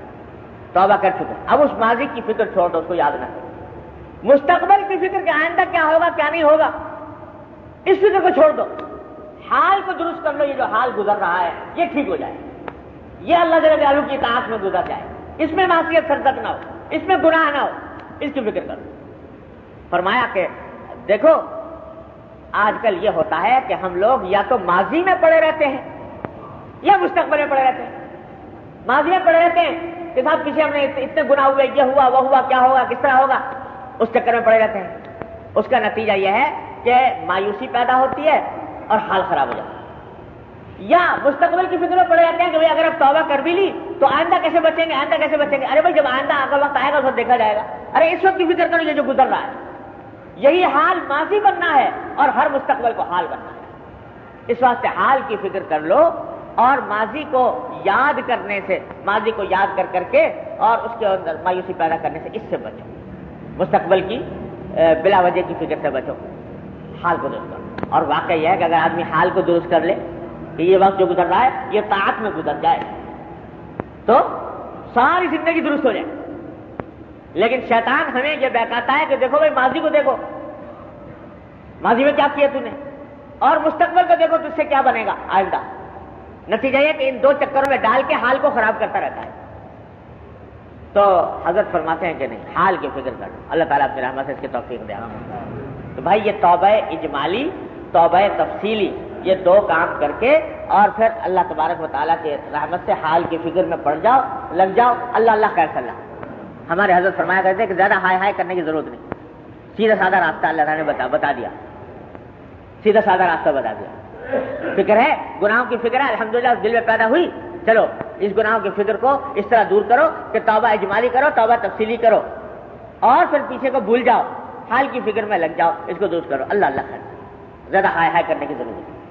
یہ ہے تمہارے تمہارے سیدھا سادہ راستہ اللہ تعالیٰ نے بتا رکھا ہے. تو بھائی یہ اللہ تبارک و تعالیٰ ہم سب کو اپنی رحمت سے توفیق دے. سب سے پہلا کام کرنے کا یہ ہے توبہ. اور جیسا وقت کتنا ہے, اچھا تو انشاءاللہ باقی بات جو ہے لنچا اللہ تعالیٰ زندگی عطا فرمائے اگلے اس میں عرض کروں گا. ایک قسم کا آج تھوڑا سا بیان ہوا, گناہوں سے توبہ, گناہوں سے استغفار. اور یہ بڑی اہم اور سب سے پہلی سیڑھی, سب سے پہلا قدم ہے اصلاح نفس کے راستے میں. اگر یہ نہ کیا تو آگے کچھ نہیں ہوتا. اس لیے پہلے سب سے پہلے اس کی فکر کرے. اور دو بھائی ٹلانے سے ہر کام ٹلتا ہے. اچھا بھائی ٹھیک ہے, بات تو بڑی اچھی سنی آج, تو کل انشاءاللہ تعالیٰ اس کام کو کریں گے, شروع کریں گے. تو وہ کل آتی نہیں. پھر جس وقت جو بات اچھی سنی ہے, جو سنی ہے, اسی وقت اسی دن اس کے اوپر عمل کر لو. جو ٹلا دیا, جس چیز کو ٹلا دیا وہ ٹل گئی. جس چیز کو کا داعیہ آج پیدا ہوا ہے اس کے اوپر عمل کر گزرو. لہذا یہ جو کچھ گزارش کی گئی ہے آج ہی اس کے اوپر عمل کرنے کی ضرورت ہے. اللہ تبارک و تعالیٰ مجھے بھی توفیق عطا فرمائے, آپ کا توفیق عطا فرمائے.